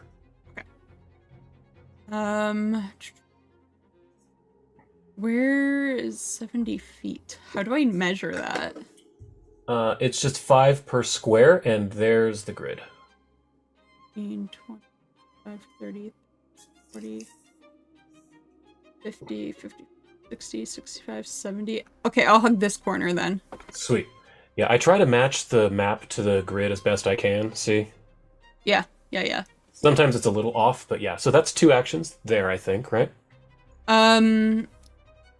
That would be my turn, I think, because warp step, is 2 actions. Oh, it's 2 actions. I see. Cool. Then that has positioned you there, Zavid. You're now up. Distraction time. I would like to begin by casting the spell Repulsion. You manifest Nice. an aura that prevents creatures from approaching you. When casting the spell, you can make the area any radius you choose, up to 40 feet. I would like to make it, I think 40 feet is fine, as big as I can get it. A creature must attempt a will save if it's within the area when you cast it or as soon as it enters the area while the spell is in effect. If they attempt to save, they use the same result for that casting of Repulsion. Any restrictions on the creature movement apply only if it voluntarily moves towards you. For example, if you move closer to the creature, it doesn't need to then move away. But basically, I can move past them, and if they fail to save, they can't move towards me at all. Great. Okay. So, you can go ahead and let's see. Do you have that spell like actually on your character sheet? I don't. I'm looking it up on. I will throw it on there. 1 second. What level is it? Because it'll be Good easier if question. I just put it on you. 6. It's my last 6th level spell. Repulsion. Great. Yeah, this will go much more smooth. Oh, you already have it's on your sheet. So Oh, it is? Okay. Yeah. Target those dudes who are within that range by Right, control hold on. clicking. Or click yourself, then control click them. Boop, boop. Yep, perfect. Then under your level 6 spells, you can also get... Can you get that one? No, never mind, not the 4th one. So under your 6th level spells, hit the magnifier glass next to Repulsion, and then click the D20 to the left of your Will DC 36, and that should make them both roll. Oh, the D20. Okay. There it is. Nat 1 and a Nat 2! They All right. both critically fail, so neither of them can move towards you. So I gave them that effect. And they don't know that that happened. They just can't move towards you if they want to. 15, 20, 25, 30, 35. All right. So I'm moving 35 per stride. Mhm. I don't think I can move faster than this because I think it's 2 actions to do Repulsion. Yeah. It is, yeah. But you had Long Strider. Didn't that make you faster? I mean, I went from 25 to 35. So Oh, this I is see. 35 Gotcha. feet. Okay. So as I'm walking by, I'm speaking loudly in, I think Aklo would be appropriate. And I'm gonna say, I'm gonna call out, be like, filth that worships the false god Lamashtu. Let me through, for I shall have words with your leader.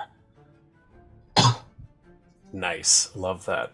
That brings it to their turn. This one over here, the one that almost heard you unlocking the manacles, is immediately distracted, seeing you, Zavid.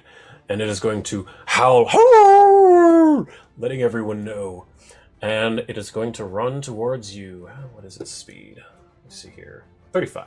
So 5, 10, 15, 20, 25, 30. 5, 10, 15, 20, 25, 30.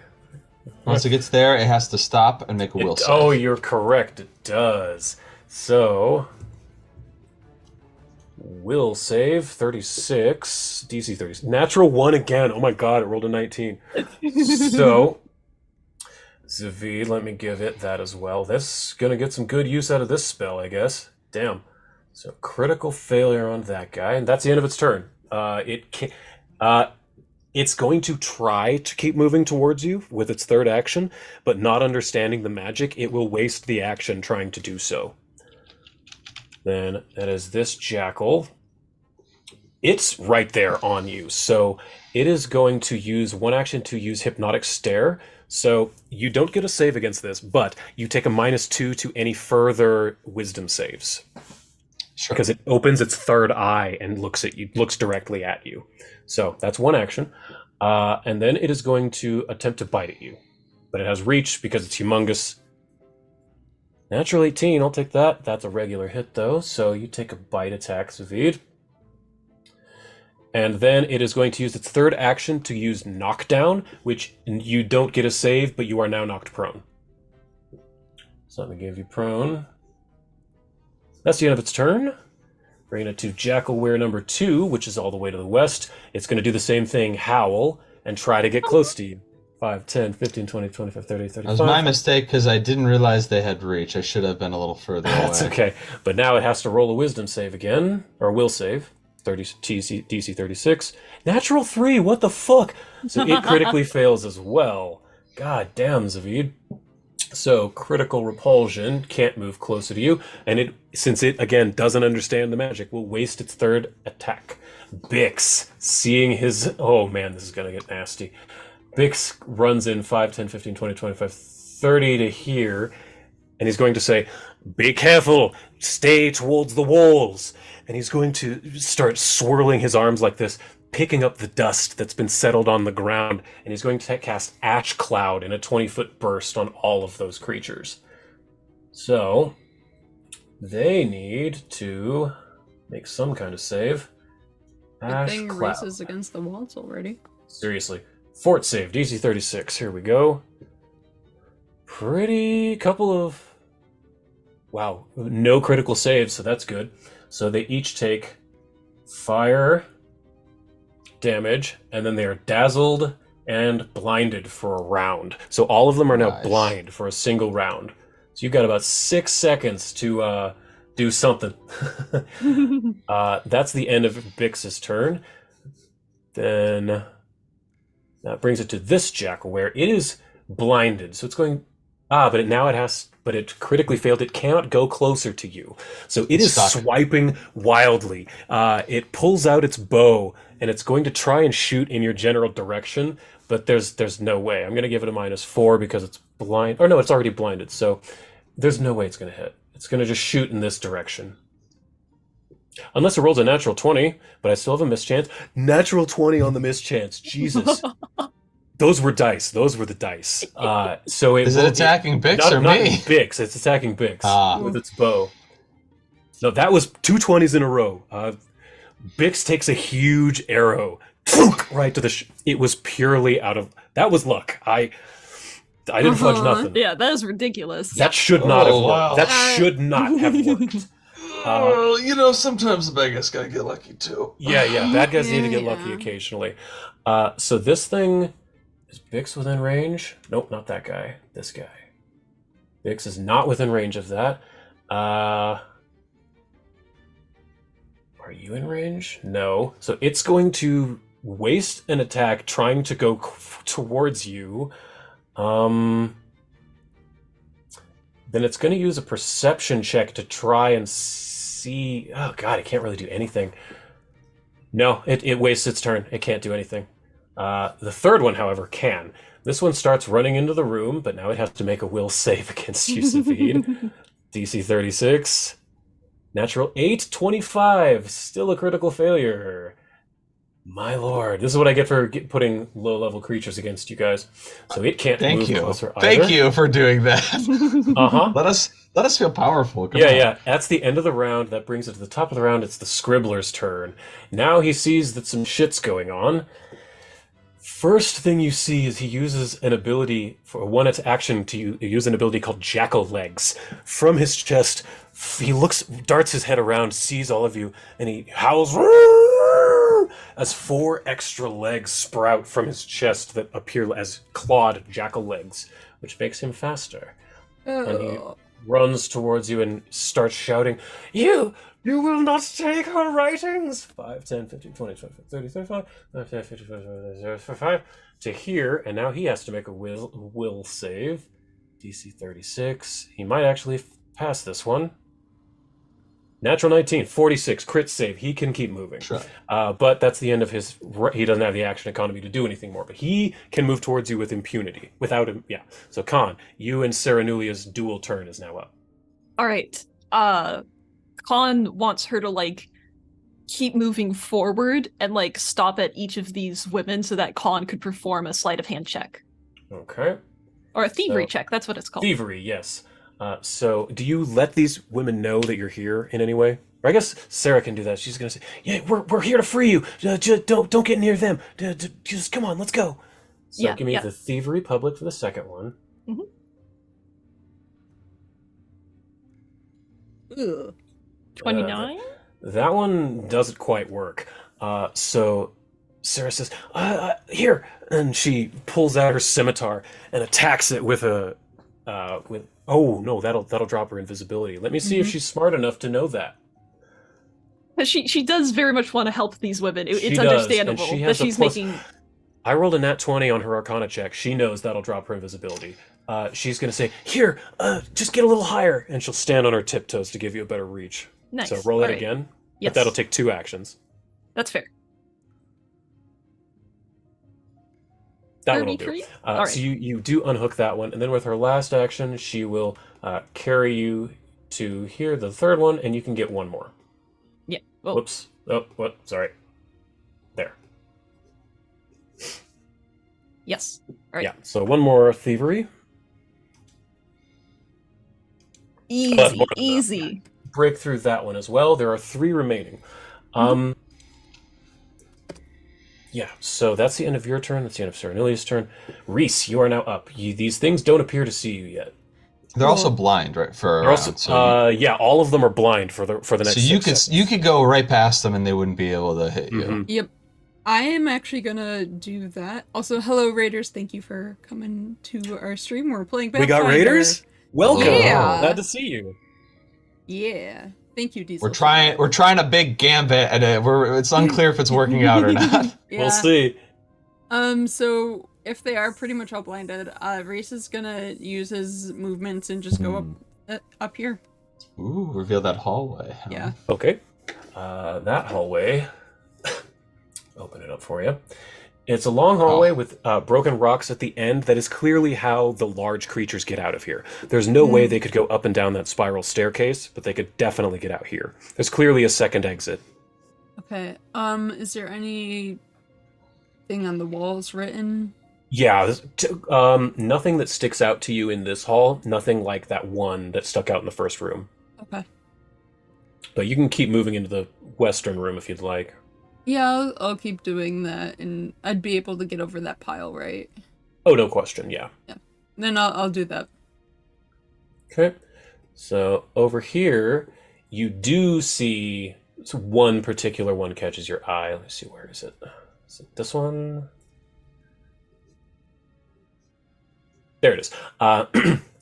You see one set of couplets that catches your eye that says, "Each stone the grace of 7 lords, one part of key each ruler hoards. If offered spells and proper prayer, take 7 fused and dive the stair." I will give you all of these in a Thank you. altogether Yeah. Discord later. Thank you. No, you don't need to study them too hard right now. Yeah, I'm just like, I'm not gonna know. We're also in anything else. pitched Yeah, you're in combat. We don't pitched have combat, so you don't really have the don't have time the to really opportunity think too for that. hard on that. But that is the one in this room that sticks out to you like a sore thumb. You still have 2 actions. Well, one because that was to look for the prayer or the poem. Yeah. Is there any? Can I see the other wall? Yes, you can see the wall to the south. There are 2 women chained to the statues down there as well. So I think Reese is gonna use whatever movement he can left Mm-hmm. to go and try and help the women on the other side. I believe you have the Yeah, I the still have. movement. Yeah, you have the movement to get down there. 100%.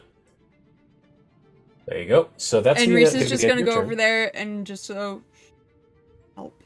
Oh, yes, thank you. Oh, And then Zavid, that brings it to you. All right. I was prone, Mm-hmm. but prone is okay when you can crawl like me. I am going to cast Divine Vessel. Ooh. What does that do? I become a form of Cabriri. I enlarge. I get, let's see, 40 temporary hit points, a fly speed equal to my speed, weakness 10 to alignments opposite of mine, and alignment, I would say good. A +1 status bonus to saves against spells, and then I get Cabriri's Claws, How much weakness to good? 10. 10. Okay, got that. And I've got you. Are you large or huge? Large. Cool. So there you go. You're large now. And Um, I think your I- character sheet has the Cabriri claws on it already. Yeah.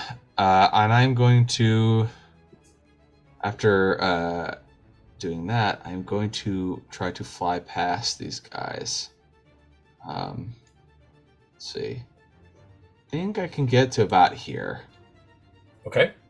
Honestly, can I redo that? Can I instead use 2 actions to stride past them real fast? Wasn't it 2 actions to cast that spell? That's what I mean. Can I not do the spell? Oh, yeah, I just sure. realized I don't have the action economy to move where I want to go Yeah, and have the spell absolutely. up, So let me take your weakness to get off, and there you go. Yeah. So what do you want to do? Sorry about that. No problem. Yeah, so I wanna just move. So let's see. Stride 1, 5, 10, 15, 20, 25, 30, 5, and then stride 2, 5, 10, 15, 20, 25, 30, 35. Okay. None of them have attacks of reactive attacks, so they don't take a swing at you. And then, yeah, I think I'll do... I mean, they all failed their repulsion thing, so I think I'm just going to do one more stride to get here. And I'm just going to taunt them, be like, look at this stupid little room to your goddess. And just kind of laugh at them. And dare them to try to get past repulsion to get to me. I like that. That's what I'll do. Very cool. Very cool. So that makes it Jackalware 1's turn. And it I'll can't be get right to back. you, but it can get to Bix. I gotta just trust he's good. Yeah. So it's going to run over to him and try to swing at him with its battle axe. 13. Ooh, that was a crit. And got through the blinded a bit. Oh, wait, no. It wouldn't really necessarily know where he is. Let me roll a perception check to see if it even can get to him from there. Because it's blind. I forgot that. So where is its perception? It's plus 19. There we go. That was a nat 2. So it came over here and it started swinging wildly. So he didn't actually take that crit. Lucky Bix, lucky Bix. Gonna bite wildly. Nat 1. Perfect. Then it is this Jackal. It's Jackal. It can't get within 40 feet of you, is that right? Yeah. Okay. That's still not very helpful. Okay, so what this is going to do, it is first going to use Hypnotic Stare on Bix, and then it is going to immediately stop using Hypnotic Stare and use Remove Memory. So what that does is it will... Bix forgets every hostile action this Jackal has taken against him. So Bix doesn't realize that this Jackal is his enemy at the moment. Oh no. Then it is going to re-put up Hypnotic Stare. So Bix has to take -2 to his DCs, will DCs. Look at this tall friend of mine. Let's see here. So, closer. I'm debating on whether going towards Reese counts as going towards Zavid. I think it wouldn't. I think No, where I'm Reese is positioned... hugging the wall enough where Are we all in agreement? Can we agree on that? Yes. I think Yeah. going We towards... can approach Reese, Reese but is not Zavid. Okay. correct. So that's what's gonna... So, out in the middle of the combat, you hear the Scribbler shout something. And I think only Reese understands this. probably. Because it's in Aslanti. He yells out, "Get the sacrifices now!" And this Jackalware sprints over past Reese to this... Well, hold on. That goes closer Oh. to me to get Well, over then there, here. I mean. How about there, then? Stop Yeah, here. I think if it's hugging Okay. the wall, trying to maintain the distance... And it'll stop here. Yeah. And it reaches down with its scimitar and slashes at the belly of this gnomish woman chained to the wall, reaches in and pulls out a nightmarish, chimeric, demonic creature and holds it up for all of you to see. You just wanted to show us this art. Hey, it's Pathfinder art. And it's literally Labash too, right there. It's got the Jackalware. Like, it was too perfect. I had to get it in there. But yeah, I wanted to shoehorn it in. Sue me. Bix's turn now. And he's still standing, which is great for him. He's going to say, ooh, Is that a good one? What is the range on this? 120-foot line. Oh, this is going to be nasty. Okay. Bix is going to say, watch yourself as if... Oh, you're flying, right? I am flying it. No, I'm not. I did not take that. Cast it. He says, okay. Bix is going to say, watch yourself as a Veed. Run over to here, 1 south of you, and facing directly to the west, he's going to cast a Blazing Fissure. A 120-foot line shoots out in front of him, erupting the ground beneath the feet of all of these creatures. So this,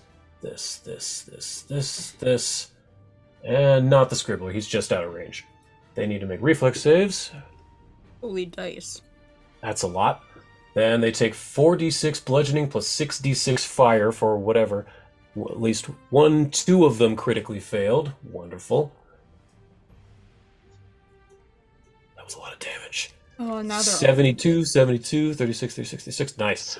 I was right to trust he would be fine. Yeah, I was you were like, right to I trust did him. just leave him, but he's the chosen of a goddess. He should be all right. Yeah. Yeah, he's all right. Let's see. So Jackalware 3, that's this one, and then Jackalware 1 is that one. Yeah, that checks out. The 2 of them also are prone. They basically, their legs get knocked into the Blazing Fissure. So there's now a large crack in the ground. Let me see if I can. Do I have anything like that? I do. Rad. Let me put that here and then make it. Let's say 50 long. Can I do that? Holy Ooh. shit. Oh. Do I? Unlink them. Maybe too high. There we go. There's now a blazing Lord. fissure right next to you in the ground. There's Zavid. And that's the end of Bix's turn. Well, this one is now prone. Needs to use a single action to stand up. Second action is going to bite down at Bix because he's right here. 8? There's no way. Hold up. Is his armor... It's doing the thing. God damn it. Fantasy Grounds does this thing where it resets your armor occasionally. He should have a 30... Yeah, that should miss. Okay. His AC is 34. There we go. Okay, so that misses. That's why these guys keep critting. I was going to say there's no way that should have critted. Why does Fantasy Grounds do that? It is so frustrating. Roll20 has its own share of stuff does like it? this too. Yeah. It does it to my fighter all the time. I log in and my AC is 13. And when you're playing Pathfinder, that's very bad. So, last attack, it's going to try to bite him one more time. Natural 16. That's a regular hit. That checks out. Okay. That's all it can. So it deals a little damage to him. It's the end of his turn. It's Jackal 4's turn. That one can't go closer to you, Zavid. So it's going to go closer to Bix. Hypnotic Stare. That's 2 actions. Third action is to bite. 8? It's a hit. 15 damage. He's still up. Brings it to Jackal 3. They can't get over to you. However, it also cannot get to Bix. He's a little too surrounded. So it's going to stand there and just prepare a bite action for if Bix gets near it. Okay. End of the round. That brings it to the Scribbler. Finally. So, this guy looks over to you and he says, apostates in the house of the mother. And he's going to... Is he saying that in the Aslanti? Yes. Okay. Let me see. What is he have anything? Okay. He's going to leap at you, Zavid, because he critically saved earlier. And he's going to attempt to bite at you with his long fangs. Let's see. Jaws. I'm no stranger to being bitten. True. Regular hit. I'll take it with the nat 3. That wasn't good. Alright, you absorb... Oh, I forgot I gave you that tip healing from earlier, and I forgot to take it off. So that should have done more of that. 31, So that should be 43. There we go. So you take 31 damage as this bite sinks into you, and I need you to make a DC 38 Fortitude save, as you can feel this gross spittle leaking into your wounds. I got this. No! No, you don't. I don't got this. That's a critical failure, Whoops. by the way. If you have a hero point or no? Okay. I used it already. I'll give you mine. Right. Yeah. Okay. Didn't you already give me yours before? I had 2. You had 2? I hoard- Okay. I hoard hero points. Hell yeah. All right, so go ahead and reroll that. Are you serious? That's what happens. You give me an opportunity, I'm gonna waste it. Yep. Okay, so you get 3d6 poison damage. Oh, I rolled low though, so that's 7 poison. So that's 50, and you become, what is it, stupefied 2 for a round. What does that Stupid mean? For 2 rounds. Stupefied is -2 to all mental effects, or mental Okay. DCs and stuff. So it's not the worst. It's just for a round. Effect stupefied 1 for 1 round. There you go. And then he gets moved, attacked, and he gets 1 more action, I believe. Yes. He's going to slice at you with his kukri. Ooh, not 1. Good for you. And if That his is turn, good that brings for it me. to Khan and Saranulia. Balances it out. I think Khan is gonna tell Saranulia, go get in the fray, go help them out. All right, I got this. So go ahead and take your actions, and then I'll have her do hers. Yeah. Khan is going to Actually, I could cast a fun little spell on myself that would help in this situation. Nice. Khan do is it. all about casting spells now. At the moment, um, because of you critically failed your will Yeah. save. I'm gonna cast haste on myself. Awesome. Okay, so you have 2 more actions. Yep. Action to stride and then action to thieve. Okay. I'm gonna not target Sarah anymore. Yeah, and then throw the thievery in the chat. Yep.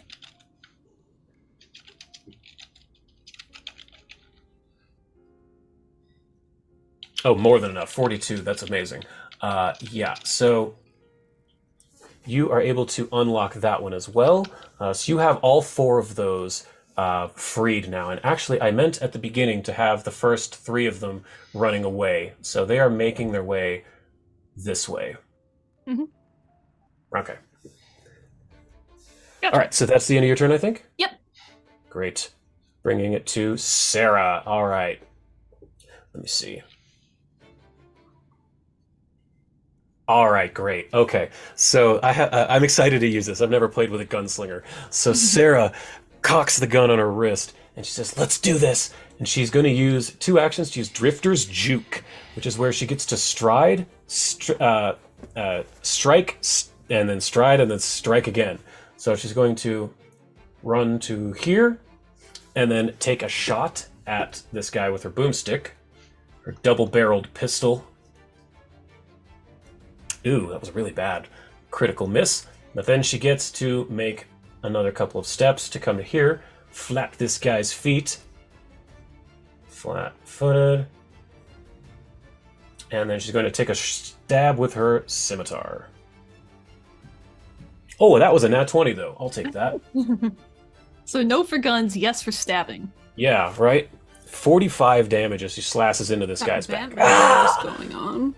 Reese, you're up. This giant thing is above you, and it just slashed this woman. This gnomish woman. She's bleeding from the stomach as it pulled that creature out of her. Icky. Mm-hmm. Ugh. Gross. Alright, I'm gonna go and let's see. Is it the woman that like is right next to me or Yes. Okay, so Reese is gonna move. Would it be attack of opportunity if I move to try and get the other lady out first? So far, you have determined they don't have it. So Great. Reese is gonna go to this other one and just like use one of his daggers and just like fucking like just release. try to just destroy the lock just instead of pick destroy it. instead All of right, just pick roll it. an attack in the chat Okay. with whichever weapon you're using. Let me see. Abilities, activities is a new tab. Huh. Yeah, I updated Fantasy Grounds. Activities tab came with the remaster. Oh, nice. All right, so I'm gonna do my short sword. All right. That's enough. These are just iron manacles. You smash Great. these things, and you're able to free her as well. Did you free the first one or just this one? I thought you said the other one wasn't free. I thought the other one turned into the thing. She didn't turn into it. The Jackal ran over, sliced her stomach, and pulled that little creature out of her. She was essentially pregnant with it. It was like a parasite. Gross. Okay. Yeah, it's like a chest burster almost. Makes sense. All right, so then Reese is gonna just go over here. Then just take one step over and do the same thing. And okay, just give another. give We'll the call other it your wog flurry. Yeah, so just pretty roll another much. at your highest. You're flurrying on these chains with your sword. 30 was the AC, so you Awesome. managed to just barely 31. smash hers as well. So that was 2. You have 1 action left if you want to, I don't know, help them in some way. Yeah, I do. I am going to. And Zavid, you're on deck. I think there's like. Oh wait, that's too many actions. I don't know how to help them really because Reese is just like already has them set free. Mm-hmm. Do you have like a healing potion or anything? I don't know. Reese. Can I just do like maybe a shoddy like heal medical? Do you have a medicine check? Medicine check. Zavid's probably giving you first aid bandages at this point, so roll medicine publicly. Bleed a little less, woman. Yeah. You get some gauze in the wound, and it's better than literally nothing. But it's probably, you don't wrap it around; you just stuff it in the wound. Stuff it in the wound. There we go. This is what Zavid does. This is a blueprint out. I'm so sorry. Strictly speaking, it's better than nothing. Zavid, you're up. All right, this puts me in a bind because what I wanted to do would be really cool and make my character look really cool and everybody be like, wow, Zavid's so cool. But then I'm seeing this woman who had a mutant baby ripped out of her. She's just open, like her guts are probably spilling out. Even you putting gauze in, I'm like, this is bad. She's probably going to last maybe 6 more seconds if nobody intervenes. So I think Zavid has to help her if he wants her to live. Even though this guy in front of him is like licking his cookery and like, slicing him open. God, this is a quandary. I have to roll for this. I don't actually know if I would rather be cool or save this woman's life. That's fair. What would he do in this moment? I roll the number, but before I tell you what the number is, let's see. High, what does high mean? What does low mean? You guys determine. High means he saves the woman. Low means he wants to be cool. Yeah. Okay. Would you passing your will save this morning have entered into it? Against Triaxis? I think I'd want to be cool if I had failed to save. Mm-hmm. And I think I almost do this really big thing. I'm like about to summon up all this power, and then I see her just like, this woman is going to die, but doesn't have to die. And then I see, I think Reese has it in hand, and Reese just starts stuffing gauze in their open fucking like chest wound or belly wound, and I'm like, shit. I'm gonna cast my sorcerer spell that is upcast to its max, Sooth at level 8. Nice. Nice. Sooth at level 8, I believe, is 8d10 plus what is this? It's plus another 8, I think. Wait, so it was plus 28 is 7, plus 4, so it's 32. So 8d10 plus 32. That is how much she's gonna heal. Nice. Here we go. She gains back 79 hit points as I try to use magic to, from afar, like stitch up her wounds. And she also gets a bonus against mental effects to help shore up her resolve in the face of this incredibly, let's just be real, maybe the most traumatic moment of her entire life. Easily. Yeah, she gets a +2 on mental saves in this moment. That's fantastic. So you heal her to full, and she has the plus to the mental saves, and you still have an action remaining. I'm going to do a single action harm on Scribbler in front of me, again at 8. So they got to make a basic fortitude saving throw. Okay. I think I can do that from the All right. thing. Hold on a second. Action.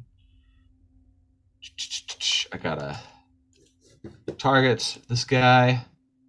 Come on. How do we target? Click yourself, control click him. I thought I did that. Did I not? Maybe? Hold on. Oh, yeah, no. It just didn't appear. Okay. Harm. Where's my harms? There they are. And let's make a saving throw for this guy. He rolled a nat 3. That's a failure. Oh, that's wonderful. That's amazing. Yeah, nat 3 for a 32. Oh, that's a lot of He's going damage. to take 49 damage. 49 negative damage as I'm channeling just fucking negative energy to rot him from within. And that's the turn. Great. And I think I'm going to have to get going pretty soon here, just so you know. Sure, we can at least finish the end. Let's finish the round. Yeah. So that brings it to this Jackal over with Bix, but he can't reach him, so he's going to shoot him with his longbow. Actually, seeing what's going on over there, he can't approach you, but he can sure shoot at you. This guy is going to shoot at you with his longbow there, Zavid. Regular hit. You know, if I'd done the cool thing, this wouldn't have happened. Just saying. Are you approaching me? No, it's not. It's very specifically not. It only does 18 damage. It's going to take a shot at Sarah. Probably miss. Yep. And then take a third shot at you, Zavid. Probably miss. Yep. That brings it to this Jackal. It can hit Bix, so it's going to bite at him. Regular hit. That gives him knockdown, and then it'll use its second action to knock him prone, which it does. Third action to keep up Hypnotic Stare. Jackalware 2 next to Reese. It is going to try attacking you with its bite there, Reese. Reach down, seeing you trying to help these women escape. That's pretty high. Oh, regular hit though, not a crit. You've got good AC. Yeah, I do. Some damage. 29 damage as it bites you there, Reese. Oh, that's cute. Yep, nothing else on that. Second attack, it's going to just go for broke on you biting. That's going to miss. Seeing that didn't work, it's going to try and bite down at Sarah because it can reach her. Nope, that's not going to do it. Bix's turn. Cool, been waiting on this one. From beneath this pile of jackals, you just hear the ground rumbling beneath you, and all of them get pushed back as Bix transforms into an earth elemental. Yo. Let's go. Knocking all of them a few feet away from him. The art, too, just like, Isn't that great? Love it. Yeah. Isn't that the best? And I can share that. Share that with chat, please. Oh, can I? It's not letting me. I can't share it. That's weird. How a bummer. Cow a bummer for sure. But just make him real huge. There we go. Bix looks like this. Or like, you're getting too big, you're gonna cost the place to keep it. You're too big! So, funny. with that, Bix is going to... Oh, let's see, I shouldn't have closed the spell. Elemental form. He gets 20 temporary hit points. Or, no, probably more than that. 7th level... 20 temp hit points. So, he gets to have an attack now at a plus 27 against this little jackal that's been doing the eyeball at him. 34... That's definitely going to be a hit. What's their AC? 33. Yes, hit. So, does damage of... Let's see, he's got the slam attack. Yep, okay. 3d12 plus 12. 14 plus 12 is 26. There we go. Great. So he slams down onto this thing after transforming, making it bloodied. Into Bix's turn. It's just a bunch of these jackals. So, jackal are 3. It's going to stand up from prone, which actually triggers an attack of opportunity from Bix.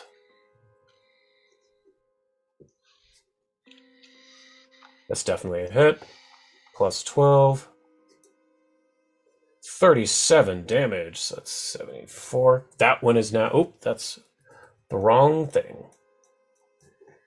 Sorry, there's a lot of things on the combat tracker. Yeah, no worries. Oh. Where in the hell? Jackal, where 3? Where are you? There it is. Okay. That's another 30 damage. Okay. And then this jackal attacks at Bix with its jaws. That's going to hurt it, probably. It does do the damage. Bix is now immune to knockdown, so it wastes its attack on that. And I'm going to say that this jackal takes 10 damage for biting into a rock. Jackal 3 cannot get to it, but it also can't get to you guys, so it's going to waste its turn standing up, unfortunately, for it. Khan definitely should have taken damage from biting into Bix's hand earlier in the session. True. And that's the end of the round. That'll bring it to the top. So next time, it'll be the Scribbler who goes. So I think this is where we're going to call it for today. Yeah. Unless someone has plans next week. I don't know what the plan is. We'll kind of play it by ear, figure it out. But yeah, hope everyone will join us next time, and we'll see where this goes from here. Yeah. See you, everybody. Bye, everyone. Bye.